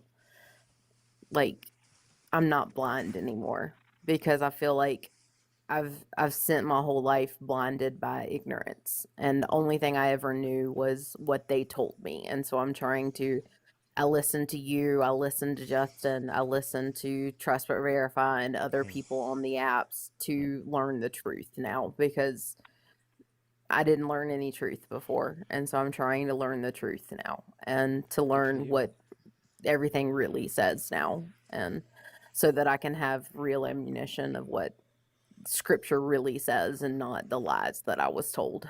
Yeah, good. Well, that's excellent. And the one piece of advice I would give is, many people, when they come out of the religion, there's a real hankering to kind of go into battle mode, and that can be really cathartic. It can be it can be really good, but just make sure that if you do that, don't take your eyes off your own kind of well-being as well, because it can be a bit it's a bit scrappy out there, and people can get nasty, and people be very kind of be aware of that, and there's no obligation on you now to become a superhero for non-belief, and just you make sure that at every step you're looking after you.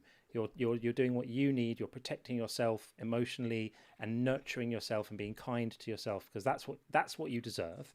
And then if you have the resilience and you feel like it, and you want to weigh in to the discussions, then do it. But always mindful of, if you need to withdraw, if it starts to feel a bit hectic, a bit intense, if it's getting a bit difficult, if it stops feeling fun, there's no obligation on you to fight the fight. This is your time now to live life however you want for yourself, and make of it what you will. So sounds like you're doing great, really, and I'm thrilled that you came to say hi today.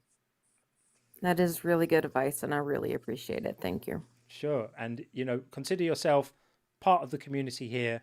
My people will welcome you in. I say my people, they're not my people, but just the people here, our people. We're all each other's people.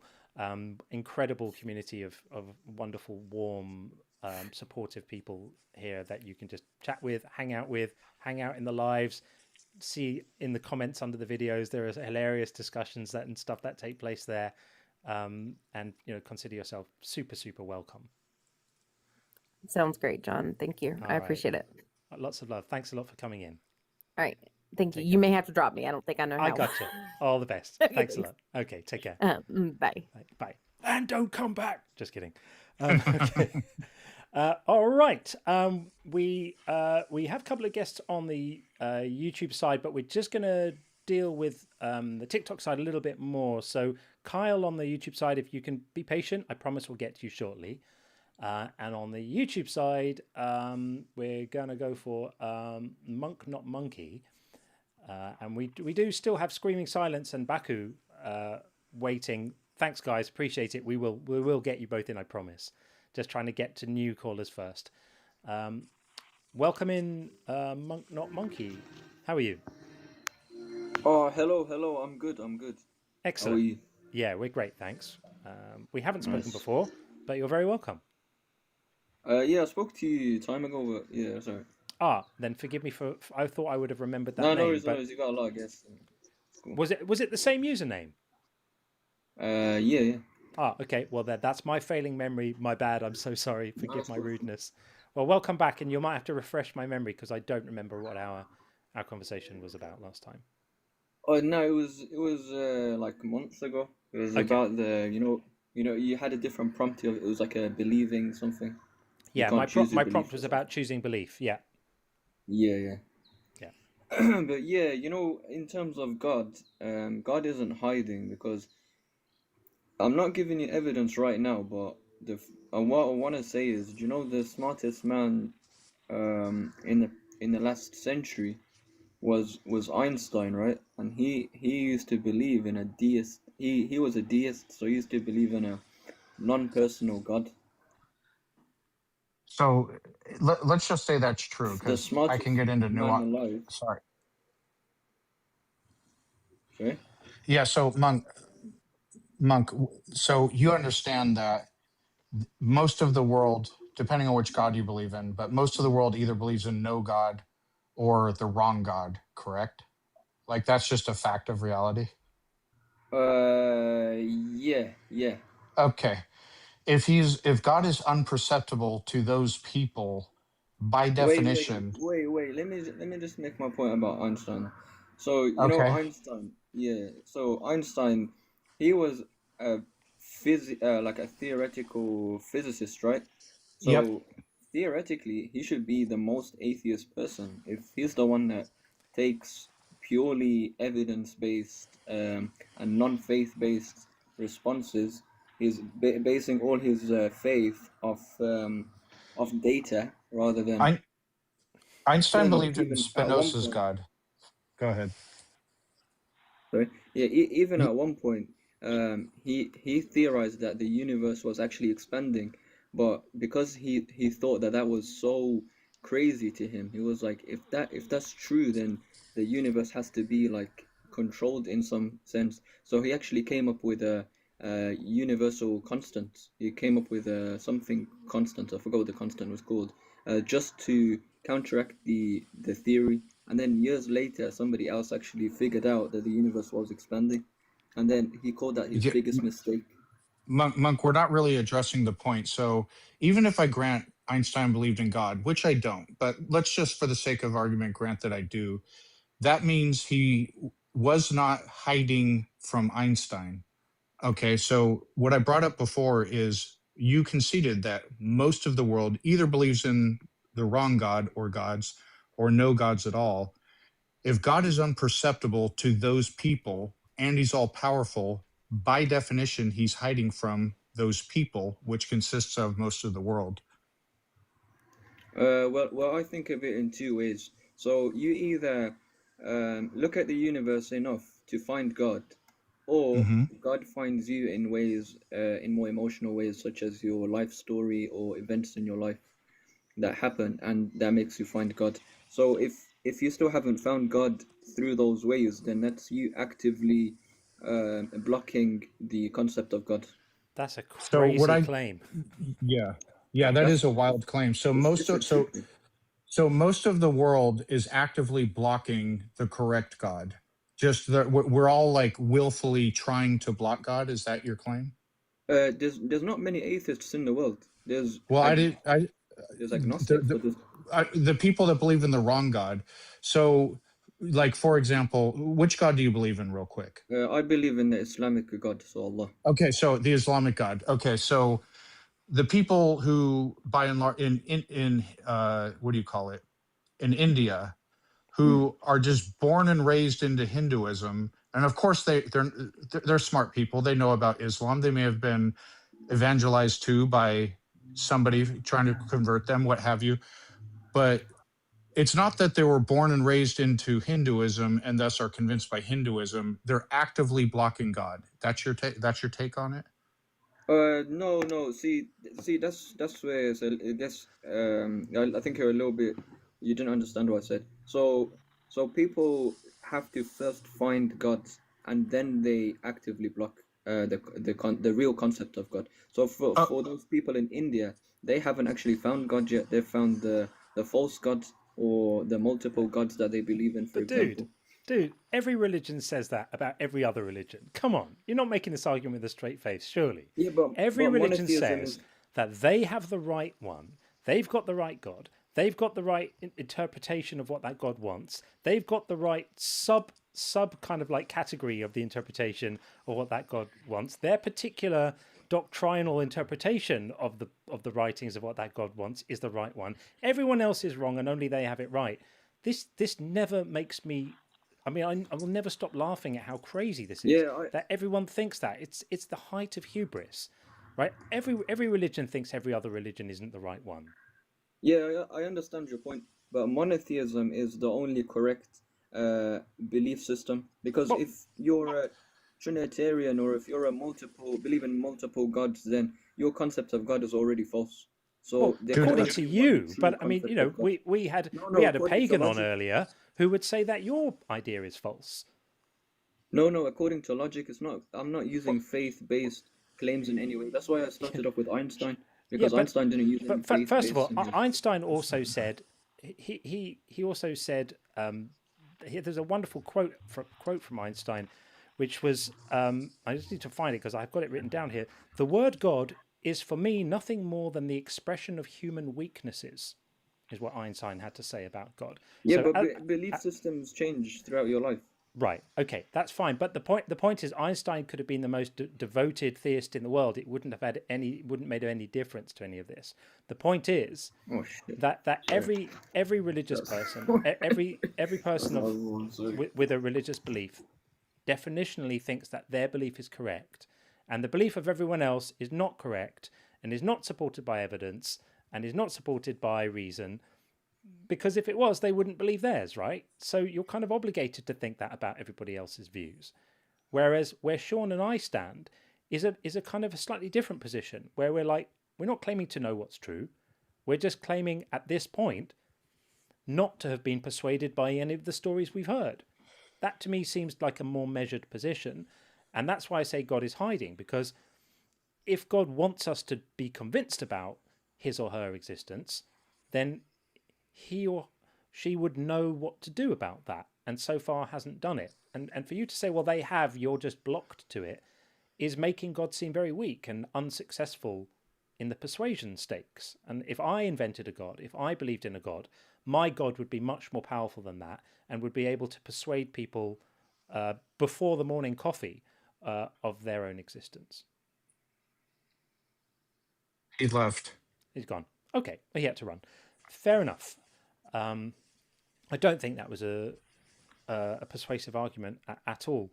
Okay, Nah. so I did promise Kyle over on the YouTube side that we were going to take that call next. So we're going to bring Kyle in right now. Hey, Kyle, how are you doing? Are you there? Hey, can you hear me? Yeah, we got you. Oh, there you go. Have we got you? Am I all choppy? No, you're good. We've got you. You're in now. Is my connection bad? Your connection is good. Okay, there might be a lag or a delay. I'm able to Okay. hear you just Well, fine. Yeah. I'm out here in the mountains, so I don't know how Okay. good it is. At the moment, we're good. But essentially, I'm calling in. I'm a fairly new, what do you call it, non-believer. Um, I've been out of the faith probably for about 6 months now, Hmm. and I just kind of wanted to just talk and just share what I went through, and what I came out of. I haven't been watching your channel too long. I stumbled across it on my YouTube feed, recommended videos from things that I've been watching recently, and I like listening to you. I thought you were a lot more mature and a lot more respectful towards people that want to discuss their faith and their religion than other people I've come across, and I enjoyed listening to that kind of stuff. Thank you. So I have realized that the majority of people that call in that want to debate your topics or state their faith and their claim, whatever it may be, have been typically mainstream Christianity believers. Am I correct on that? Yeah, a lot of them are. Yeah, I mean, we have quite a few Islamic callers as well, and some people from other other belief systems as well. But yeah, it's mainly, I would say you're right for the main part. Okay. Okay. So for me, I was a Christian. I mean, I've been a Christian my whole life.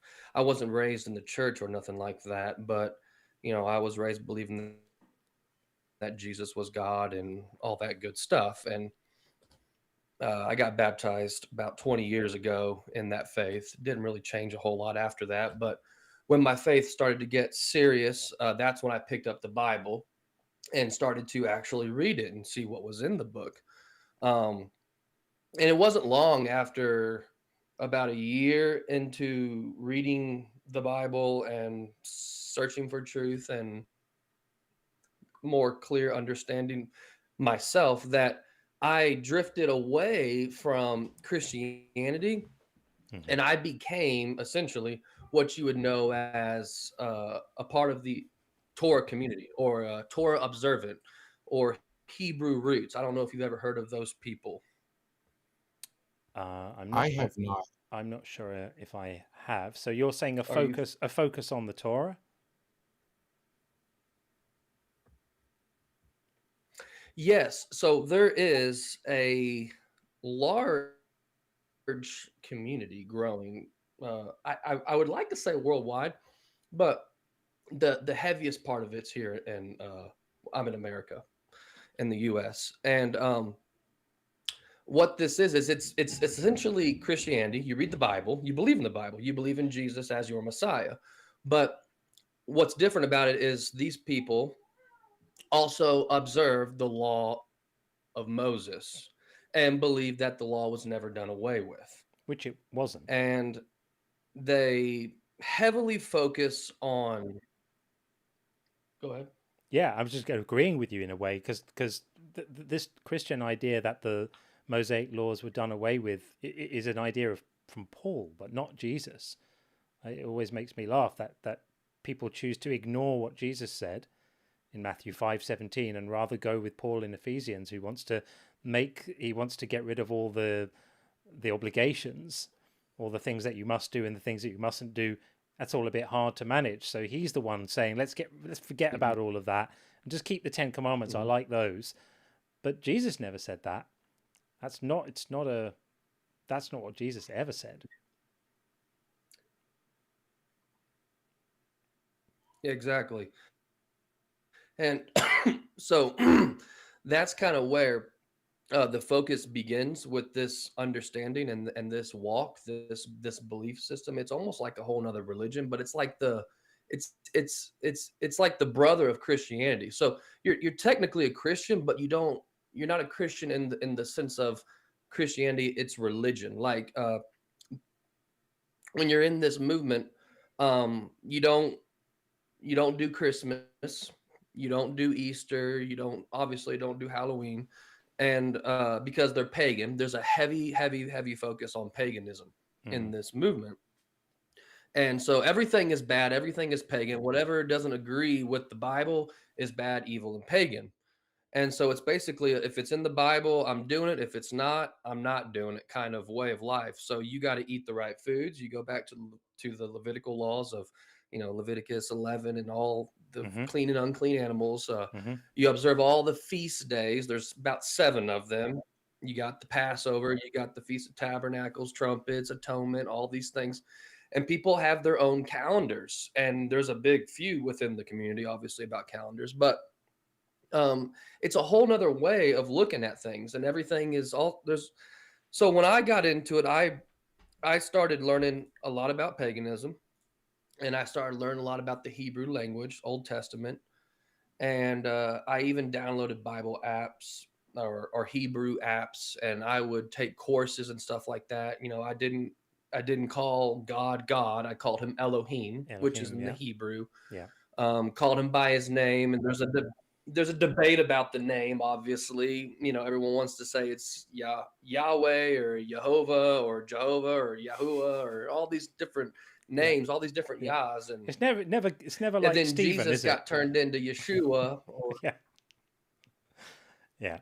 yeah, no, it gets very complex. The deeper you get into it, the more complex everything gets, and you realize that the more you start to study and research within the religious aspect of everything, the less you actually know. And the further I went down this road, the more I started to change my belief. And I was probably in this movement for, I want to say, about 7 or 8 years. Right. And, I took it very seriously. My whole family, we picked up our bags and we even moved out of where we were born and raised to another state where a big community of these people are. And my father, he closed down a big commercial construction company that was inherited by my grandfather, just closed it down and moved because of this. I mean, Goodness. it sounded and seemed right at the time, but Wow. we nearly ruined all of our lives doing this. And there's a lot of people that are going through this, that are struggling with it because the more I started to read, like you said, Jesus says the law's not done away with. Well, okay, that means we got to keep the law, and then you read about how he was keeping the Sabbath day and all these other things. So we started keeping the Sabbath day and all that. And then that affects your work schedule. And so a lot of people's lives were being changed because of this very heavily. And it becomes more, I would say, cult like than Christianity itself. It's very, very heavy, very strong. And the main focus for this group of people is to basically just prove Christianity wrong. It's like the main goal. Right. Go ahead. Well, I was going to ask, what was the turning point for you then? What was there a moment, or was there a particular matter or a particular issue which was gnawing away at you, which then became the catalyst for the change? Yeah, there was. And I apologize. I can really ramble. When I start talking, I talk, and I know that I gotta fit all this in, and try to That's okay. condense it a little bit. We'll So, keep it moving along. So give us what it was that helped, that kind of caused you to go, hang on a minute.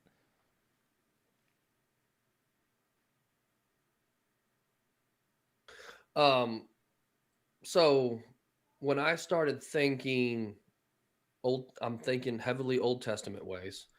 And I understand how, God flooded the whole earth, and the reason he flooded, according to Genesis chapter 6. And it was because the angels, the heavenly beings, came and mixed their seed with the seed of man and woman and Nephilim. corrupted everything on earth. Yeah. So he had to destroy it all and start over. Right. Yeah, of course. He didn't see that coming at all, did he? There was a moment when it dawned on me. Yeah, well, here's the irony. I was thinking about Jesus, and I'm like, so Jesus was born of a virgin. That means that this woman didn't have relations with a man. So how did she give birth? And the answer is, well, God put his seed in her.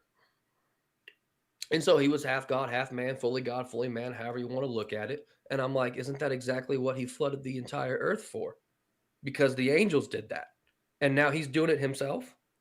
Right. That didn't make any sense to me. I'm like, that kind of sounds like he's just angry because they beat him to it. They got to do it before he got to do it. I don't know. So that was kind of the moment when I started thinking something's off here about the whole Jesus story. And that was the last straw that I had to pull out before, I really had to start taking a look at my faith. And when I realized that the entire message about Jesus being the Messiah could be wrong, Mm-hmm. that's when my mind opened up to looking at other things, like in the Old Testament. Um, I think y'all mentioned it before. Genesis, early on. I mean, I read the story about the garden, and you know, God tells Adam and Eve, "Don't eat from this tree, the tree of good and evil, the knowledge Mm-hmm. of good and evil. You can eat from any tree you want, but not don't eat from that tree." Then the serpent comes along and says, "Did God tell you that you can't eat from every tree?" And she said, "Yeah, He told us this and that." And He said, uh, "But she goes, if we eat from the tree of the knowledge of good and evil, the day that we eat of it, we'll surely die." Yeah, And He said, "In the they were day that lied you eat of to. that tree, you will not surely die, but So ironic, isn't it? God Yeah. knows that you will." Yeah, He knows that you will become like Him, knowing good and evil. And lo and behold, at the end of the chapter, that's exactly what happened. God said Himself, He said, "Look, man has become like one of us, knowing good and evil." So I'm like, wait a minute. So God lied and the serpent told the truth. Yep. And why is he the bad guy? Yep. Like, Yep.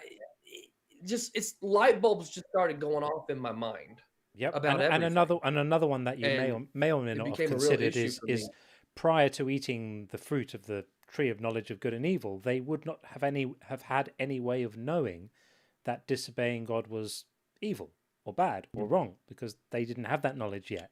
So the whole thing is a rather immoral Right. thing from the start, because they didn't have moral accountability until they had already eaten the fruit. But before then, they didn't know. They had no way of knowing that disobeying Right. God's commands was wrong. Yeah. Okay. So then you reconsidered, Right. and how did that work out for you in terms of, like, you'd moved with your family, you're all in this new place, you're in this kind of new world, and now Yeah. you're not sure about it, and you've schlepped everyone across the country. Did you go through this on your own? Did you confide in your wife? How did it play out from there? So it started off with just me. I mean, I've always been the guy that asked the hard questions. I've always been that guy. That's why throughout my walk in the faith, I was always changing from Christian to Torah to, I even believe that Jesus already came back at one point, and we're living in the release of Satan right now, the age of Satan. Um, I changed my calendars all the time. Then I believed Jesus wasn't the Messiah and God was good. And then I believed that God was bad and Jesus was good, but He's not the same Jesus. So I'm always changing. Right. And so I would kind of throw this out to my wife, and there's been some moments when she thought I was crazy, but then there's been other moments when she kind of sees where I'm coming from. So she is the only one right now within my personal life that agrees with me, that I know personally. Um, because her eyes have been open too, but her walk has been totally different than mine, because she was raised heavily in the church from a child. She went to all the church camps and retreats and encounters, and she was involved in the band. Her family would pray 3-4 times a day. They'd wake up at 3 o'clock in the morning just to pray, then go back to sleep. I mean, Right. very, very, very serious people. And well, the ironic thing is we all moved together on the same property. So me and Wow. my wife and my boys, we all live in our own house on the same property that my parents live, and on the same property that her parents live. Hmm. And ironically, again, her parents and my parents are both in the Torah community now. They're not mainstream Christianity; they're Torah, so they keep the feast days and the Sabbath days, and they eat clean and all that good stuff. They don't do Christmas and all that. And so we're all here together currently, and we just came out and told them kind of how we're thinking one random night on the Sabbath day. I knew it was inevitable. But when it came up, yeah, it shook the whole house. And there was a little bit of yelling, there was some crying. But Wow. ever since then, nothing has been the same. It kind of feels like my parents have, it feels like, now they won't say this to me, at least not yet, as long as we're living all together. But it feels like they've disowned me as their son, and I'm just, living here and their friend, kind of acquaintance kind of thing. That's harsh. I'm And sorry. my wife's parents actually have been hard on her recently as well. Her mom just can't get over the fact that she left the faith, and hollering at her and saying, "You're not the same daughter I raised," and things Oh, like that. And I'm it's sorry, very, man. very hard on her. She's cried many nights, I'm really sorry. because of It, all this. Yeah, it's been, and then we got friends that are in the faith as well that we're scared to tell because we don't want to lose them. I mean, they're really good people, but we're just really concerned that if we tell them fully what we believe, that yeah. they may stop talking to us as well. So Well, that part's been rough, more for her than me because I'm a little more thick-skinned. that sounds really tough. I mean, I would just add, there's no moral obligation on you to be honest with everyone about your thoughts on everything. Sometimes you just need to kind of pick your battles and you know keep the peace. Sometimes if you don't want to necessarily burn down your entire social circle just for the sake of being honest about everything. But at some point, you weigh these things up and say, Correct. well, being authentic and open is actually more important than pleasing other people and keeping the peace. But it sounds like you've really been through it, and I'm the one thing that I feel relieved about is I think it would have been much harder if you and your wife had not been on the same page about this stuff. That would have been really, really tricky, I think. Yeah.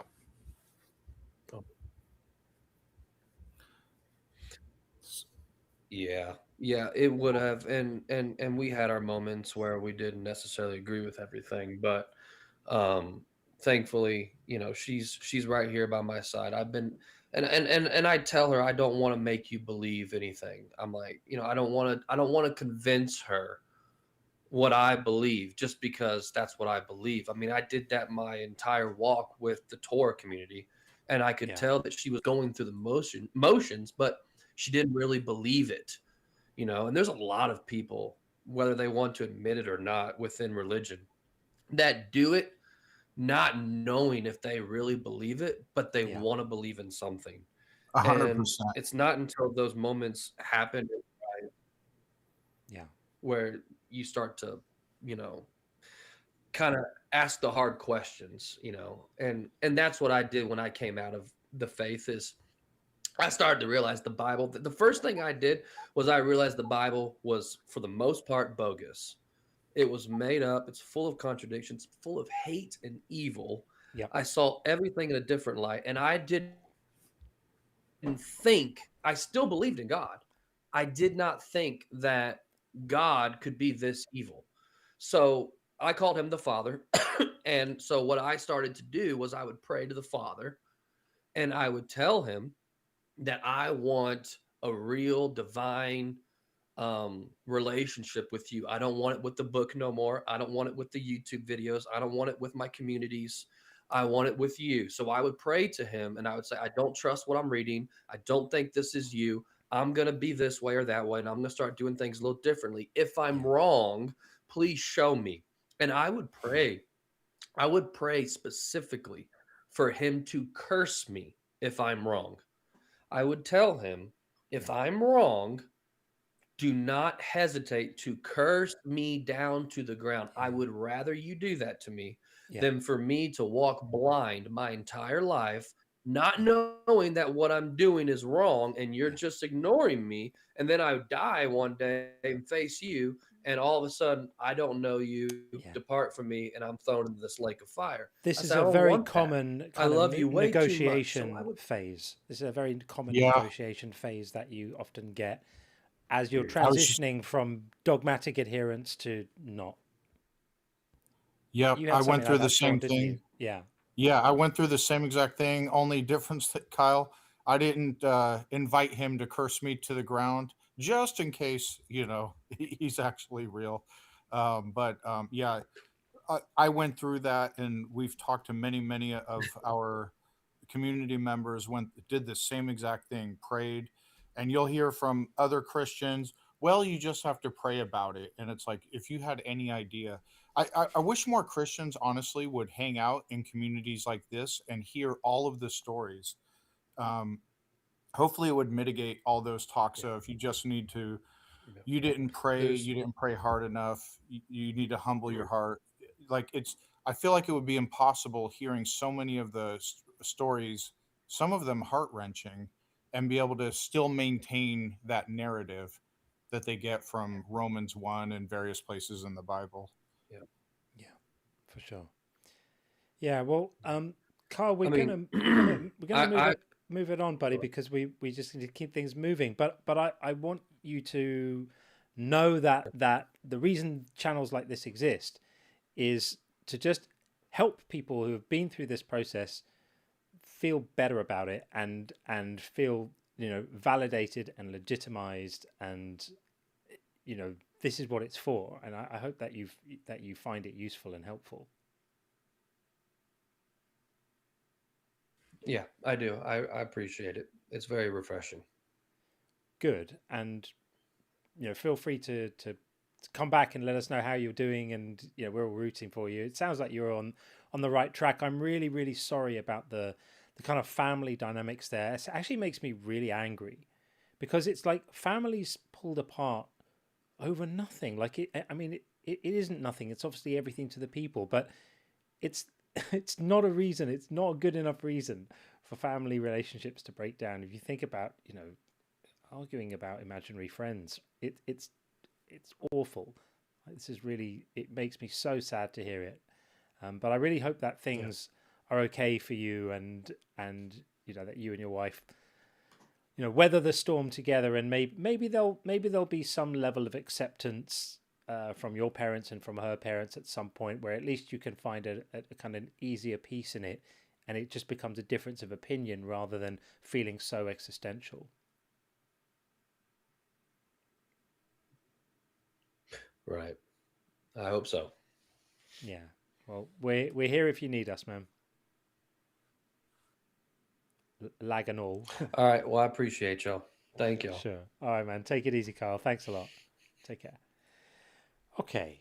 Yeah, there was a bit of a delay on that one, which made the conversation feel a little awkward. But I really feel for him. I mean, what a situation to be in, where you're all living together on one plot, you're all in each other's faces, and there's no hiding it really. And The thing to know if you're going through that, fortunately, I didn't go through that with any of my family. yeah, But very often, he's still new to his deconstruction. Very often, it starts off that way. And then you get to a place where you have a relationship again. And then, sort of a rule, we don't Hello? discuss religion. Hello? And then you just come over for Thanksgiving, Oh, enjoy each other's company, and hopefully it'll happen yeah. that way hello? for him I hope as I well. hope it goes that way. Yeah. Hi Ace, you're in. This is from the TikTok side. You're in with John and Sean. How are you? I'm good. How are you? We are well, thanks. What have you I got? have a weird question to ask you. Weird questions are amongst my favourite type. Go for it. What's your views on Russellian monism? On what? I Because beg your obviously pardon? there's a combination of Russellian monism. I I don't don't. know what that is. I don't Do you? have a view on that because I don't know of what you speak. So it's a theory of the mind, right? And it's the idea that physics only deals with structures, and then there's obviously the conscious side, and it's the only kind of idea of the mind which can solve what's called the combination problem. Right. I would hasten to add that I don't have a view on that because I'm monumentally unfamiliar with it. So I would be being false So what's if your I. theory of the mind? Well, I think I subscribe to the idea that a mind is a sort of emergent thing that happens as a result of a brain, and that we see brains of varying complexity. We see there's like at its very, very basic, most basic level in nature, you get responses to an environment, right? So trees and plants will grow towards the light, for example, right? That at its very, very basic level is a kind of unit of basic decision making, right? The light's over there, I'm going to go over there. And that's a very simple behavior. And then we get slightly more complex behavior in the way that cells within organisms can interact with each other, and basic, simple organisms can respond to other factors in the environment, whether it's heat or moisture or water or nutrients or whatever it is. And then you get much more advanced decision making about things, and eventually you get to brains which do super advanced decision making. But I think that minds emerge from the operation of brains. I've never seen any evidence to suggest that a mind can happen without a brain. And so I think when brains work, you get minds, and they exist on a different kind of categorical level, in the same way that like a music score is not a thing you can hear, but when the music score is expressed through the actions of musicians, you get music. So the score is like the substrate, and then the performance of the musicians is what creates the experience of the music. I think it's a little bit like that with brains and minds. Not directly analogous, but it's close. That the brain does a thing, and through the operation of the brain doing stuff, we don't understand exactly how, but this phenomenon of minds emerges, and that's how I think about it. That's my view on it. But I wouldn't bet the farm on it. It's just that's my instinct. Is that probably something like that? So would you say you're a monist or pluralist in that sense then? Are you referring to like dualism, like basically the mind, the brain is a receiver, and we receive our consciousness somewhere else besides outside our physical brain? I reject dualism. I think Okay. dualism has a lot of problems. I'm a Russellian monist in idea. I agree with emergence theory, although I would have to say emergence as a word is very shaky. I'd probably have to say emergence means ontological production of a new intrinsic property, Okay. or a higher level description of lower level structure. Okay. So in total, because you're using a lot of philosophy jargon, do you think the our minds are created by the brain? I'm just going to keep it in simple terms. No, I'm not a physicalist, right? Okay. So what else besides like electrochemical reactions in the brain, from your perspective, causes our qualia experience? I mean, what causes the quality experience is the mix of, and this is where it's hard because obviously Russellian monism isn't exactly the most basic concept, but I would agree, like, on a certain premise, but physical descriptions only capture relational structure, right? So basically every structure requires a intrinsic categorical basis, and qualia is the intrinsic nature of certain organized physical systems. Okay. So the cause of qualia is structured activation of already experiential intrinsic reality. I'm right? gonna just the main problem put is this on, because I think that people are going to be tuning out at this point, and you sound like a very well educated fellow, and perhaps I'm not one, but I think that No, I'm sure you are, because I've heard you debate before. I've spoken to you before. You're a very smart person. Being educated doesn't inherently mean that you know a subject, right? So, for example, there's probably many subjects which you could be like, okay, do you know this? I'd be like, no. Right? Okay. Like, I just seem to specialize in the idea of philosophy, the idea of the mind, etc. Yeah, I just think that there's the audience here and myself even. I think I like to speak about these issues in. It's not that I think we should dumb things down. It's just I think when the discussion gets overly technical, then it we sort of lose the room, and I don't think, I don't mean this with any disrespect to you personally. I just think that I don't think that people really care very much about that. I think we're more interested in the sort of how these issues play out and how they affect people and how they affect lives and how we think about these things. And so the reason why we have the the prompt here, why is God hiding, is because we have many people who are told that if they don't have the right beliefs about God, they're going to face consequences for that. And so it stands to reason that if that claim is made, if people are believing that claim, then a corollary question would be, okay, well then what's God doing to help people avoid those consequences? And the answer to that question appears to be nothing. And so diving deep into discussions of qualia and mind and emergent properties and stuff is kind of interesting, but I just wonder if we're a little off the reservation, if you'll forgive me. Yeah, Ace, catch me in another live. I'll be happy to have this discussion with you. We try to All right. stick to things that are at least tangentially related to either faith, belief, or religion, things that are among those sorts. I mean, faith. I mean, on the faith question, my idea of atheism or theism is, for something to be true, it needs a state of affairs in reality to make it true. And I'm going to make that simple. A state of affairs is just a simple combination between a particular plus a property/relation in object to reality.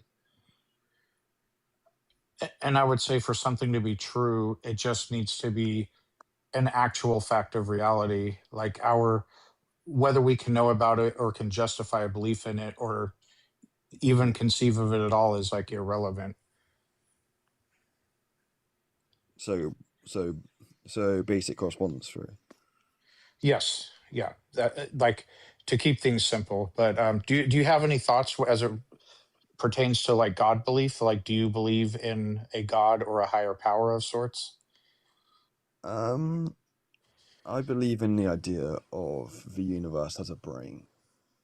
Which Okay. is a newer scientific discovery. A few scientists believe in it, a few people don't.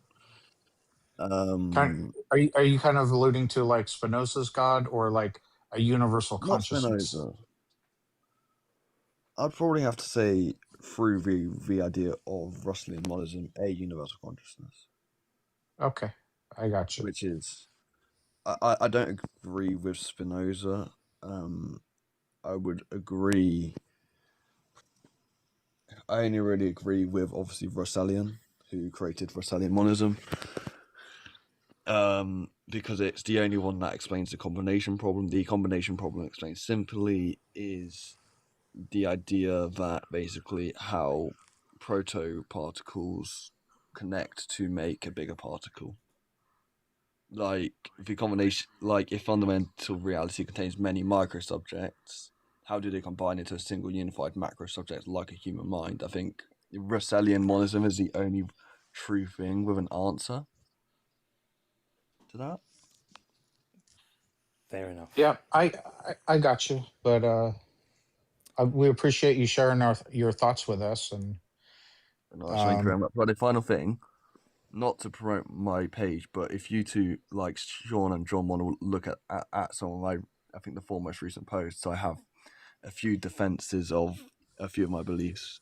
Obviously, not like the viewers can if they want, but like I want you two mainly because I think you two seem slightly interested in this, although it's not really. I'm happy to engage with this stuff. I sometimes just get a spider sense that it's not what the audience want in a given moment, and I've watched the room empty when the discussions get overly focused on these sorts of things. But I appreciate you coming in. No, thank you very much, John. You have a lovely day, yeah. And you, buddy. All the best, Ace. Thank you very much indeed. Thank you. Okay, No, thanks. So just over on the YouTube side at the moment, just a quick thing. We had a user come into the YouTube chat and posted the word Jew something like 30 times. Again? Yeah, this is another genius. People see my name and the most they can contribute to the conversation is that. if that's all you've got, if that's the extent of your contribution, not critiquing my ideas, not showing where I might have got something wrong, not pointing out a weakness in an argument, not offering another perspective, just coming in and writing single word racist slurs, that doesn't say anything about me. It doesn't say anything about my community. It doesn't say anything about our show. It just says something about you. It just says that that's all you've got. And I don't think it's exactly aspirational, do you? I think it's pretty pathetic. And it's stopped now because you don't get And to post racist slurs anymore. John, I'm actually feeling left out because I've been on tons of lives. My full name is Irish. I don't put my full last name on here, but I've never once had a single person just put like Irish in the room. It's never happened even one time. So I feel a little aggrieved. Well, there's But still time. I It wonder might why that happen. is. There's still time. It might happen. Yeah, I mean, I just think it's really pathetic. If that's all Oh, someone's got, it's Ace shocking. in the TikTok chat was happy to oblige. Oh, excellent, brilliant stuff. So there we are. I just think it's pathetic. It kind of, in a way, it makes me laugh. In a way, it makes me a bit sick. But I just think it's pathetic. Do go and take a hard look at yourself because you're not covered in glory now. You're covered in something else. Okay, so we're going to move on, and we're going to. I think we need to bring in Baku because we've been streaming for 2 hours, and we need to bring in Baku. And then we have some wonderful friends actually lining up on the TikTok side. We've got Screaming Silence, who's a wonderful new friend of the channel, Richie, and we've got Sunny, who's always wonderful, and we have David as well. So we'll get to everyone. No one on the YouTube side at the moment. It's a little bit quiet in here tonight. I think I might possibly know why, but there we are. We'll see what happens. But welcome, Baku. How are you? I'm doing good. How are you both? Very well indeed. Lovely to Baku, see you, how you as doing? always. All right. What's Well, going I on? don't have many this time. I have 6 because you're getting too popular, John. You're getting too popular. Well, don't know about That's that. what's going on. I don't know about that. But thank you for coming in with questions. You always have good ones. So let's kick off. What have you got? All right. The first question I have is, if God made his existence undeniable, would that be an act of love or a kind of epistemic coercion that changes belief into compliance? Go for it, Sean. Okay. If he made it known to us because he wants a relationship with us, that would be an act of love. If he made it known to us and then had strings attached, love me, have a relationship with me, or Helltown for you, that is definitely an act of coercion. It just, I like to break it down in simple terms. Sorry, I just want to close my door. Okay. And I want to make it clear the part of it, the making it known to us part is not coercion. It's literally, hey, I exist. You do with that information with what you may. The hell part in itself is coercion. But go ahead. Okay, John, anything you want to add, or? No, I mean, I think exactly what Sean said. Really, that the coercive element is not God revealing himself, because that in itself is just a provision of information. The coercion comes when the shakedown begins, which is, obey or else, nice eternal soul you've got there, shame if anything were to happen to it, and the threats, and that's where the coercion lies. But his actual hiddenness or if he decides to emerge from his hiddenness itself wouldn't be an act of coercion. Okay. My next question is, how do you separate God is hidden from humans are resistant to certain kinds of truth, especially when identity and desire can shape what feels convincing? Okay. I think that it's just undeniable that God is hidden, because if God is all powerful, even if humans are resistant, it would be trivial for God to make himself known. So, some believers would look at me and say, "Oh, he's resistant," and that might be true. I don't know if I'm resistant or not. I'd certainly like to know if a God is real. I'd like to know about it. But even if there is some bias on my part, if I have some motivated reasoning, say, going on that would say raise the threshold for belief, it would be still trivially easy for God to exceed that threshold with the provision of evidence of himself. So, unless he's a sort of weak God who's not very good at his job and doesn't really know how to do things, in which case he might be sitting somewhere saying, "I'd really like to reveal myself to John, but I just can't figure out how to do it. I've tried a few different methods, but I just can't work it out." Well, if that's the God that you're worshipping, if that's the creator of the entire universe, the author of all morality and the architect of a trillion galaxies, it doesn't really work. I don't think that really makes sense. So, yeah, I don't think Yeah, human resistance accounts for it. yeah. I mean, the logic is unassailable. So basically, most of the world, irrespective of who God is, most of the world either believes in no God or the wrong gods or multiples of the wrong gods. So that's just a fact. Most of the world does not believe he, she, or it exists. Um, if he's unperceptible to those people, and he is by definition hidden. It's not even a perspective, it's just a fact. Definitionally, it's a fact that he is hidden from all those people. So if he's all powerful, he is deliberately choosing to remain hidden from those people. And if anyone disagrees, I would love to hear from you, because the first thing we always hear is he's not hiding, and then XYZ argument, but it never stands up. Yeah, Baku, thank you, my friend. I really appreciate that. Keep the remaining ones in your pocket, and we'll roll you back in later to dish out some more of your wonderful questions. We really appreciate it. You obviously put a lot of thought into them, and I love the fact that you are able to think of questions which are potentially antagonistic to positions you actually hold. I think it takes a real skill to do that, and I'm always impressed that you managed to do that. Helping your brain, giving you daily dose of questions. Yeah, you're great. That's So my job. we continue to love you for it, my friend, and we'll speak Thank to you you. more a little bit later. Yeah, feel free to hang Yep. out in the queue, and then we'll bring you in when the wave dies down. So All thanks, right. buddy. Cheers, pal. Thanks. Soldier CK disagrees. Request up. We would love to have a friendly conversation with you, Soldier. Yeah, for sure. Absolutely, for sure. Just a couple of things to just attend to before we take the next guest. Someone on the YouTube side asking about channel memberships. That is coming this week. I will be rolling out the channel memberships this week, and it'll just be a way to help support what we do here. And nothing's going to be behind paywalls or anything like that. It's not what I'm about at all.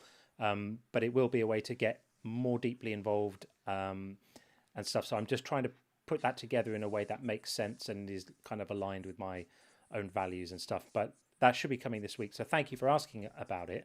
And just And by go ahead, Sean. Sorry. Soldier, yeah, no, it's okay. Soldier CK, he's in. If you're looking for an Oh yeah, opposing point of view, yeah. he's in the queue Great. now. Soldier will get you in just 2 seconds. Just going to read 2 super chats and then we'll have you in. So the first, this is absolutely massive. Tracy says, "Hello, my friend, and hello to your personal AI," with a $49 dollar super chat. That's absolutely incredible, Tracy. Thank you so much. And Tracy was being super helpful in the chat earlier as well, around getting involved and the URL and stuff like that. For anyone who does want to get involved on the YouTube side, it is tinyurl.com/JCguest, and we'd love to speak to you from there. We don't want TikTok to get all the love, do we? So that would be great if you want to get involved. And then we have Alexander. Thank you so much for a £10 super chat. Out of respect, buy a coffee on me. Well, I love coffee, and I need to buy some new beans for my coffee machine. So that's going to really help me do that. I massively appreciate that. And then we also have Garland. Thank you very much for $10 super chat and some sort of fishy thing. Whatever that is, I like it very much indeed. That's absolutely wonderful. And then finally, we have Gordon Loves Science, which is an awesome name. I love science too. Happy that I found your channel. I find the content fascinating. And 1999 donation. Thank you so much for that. Massively, massively appreciated. I do really appreciate the financial support to keep this going, because I'm increasingly making this my full-time occupation these days. And so it really helps to meet some of the costs and the equipment costs and make me not worry about doing other things and put all my energy into what we're trying to build here. So it's hugely, hugely appreciated. The support means an awful lot. Okay, as promised, we are going to bring in Soldier CK and see what we're saying. I gathered that you were disagreeing with us about something, but I wasn't entirely sure what it was. So welcome, Soldier. How y'all doing tonight? Yeah, we're good. How are you? Good. Very good, very good. Yeah, I was disagreeing with the fact that you said most of the people in the world don't know that God exists. Oh, yeah. And I say that everybody in the world deep down knows that God exists. That's ludicrous. Okay. Yeah. So, Soldier, when I say I don't at all believe that any gods exist, am I lying? You're suppressing the truth.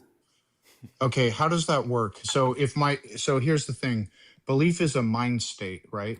So if I believe that I don't believe in God, then I actually don't, because I'm experiencing that non-belief. So like, I believe black holes exist. How do I suppress the truth and get to a contradictory mental state where I know that black holes exist, but my mind tells me that I don't believe that they exist? How does that work? Well, I mean, we have evidence of things like that. So you can know that something exists and still suppress it. You know, you can believe in a God. You can believe that God exists and still suppress the truth of the God of the Bible.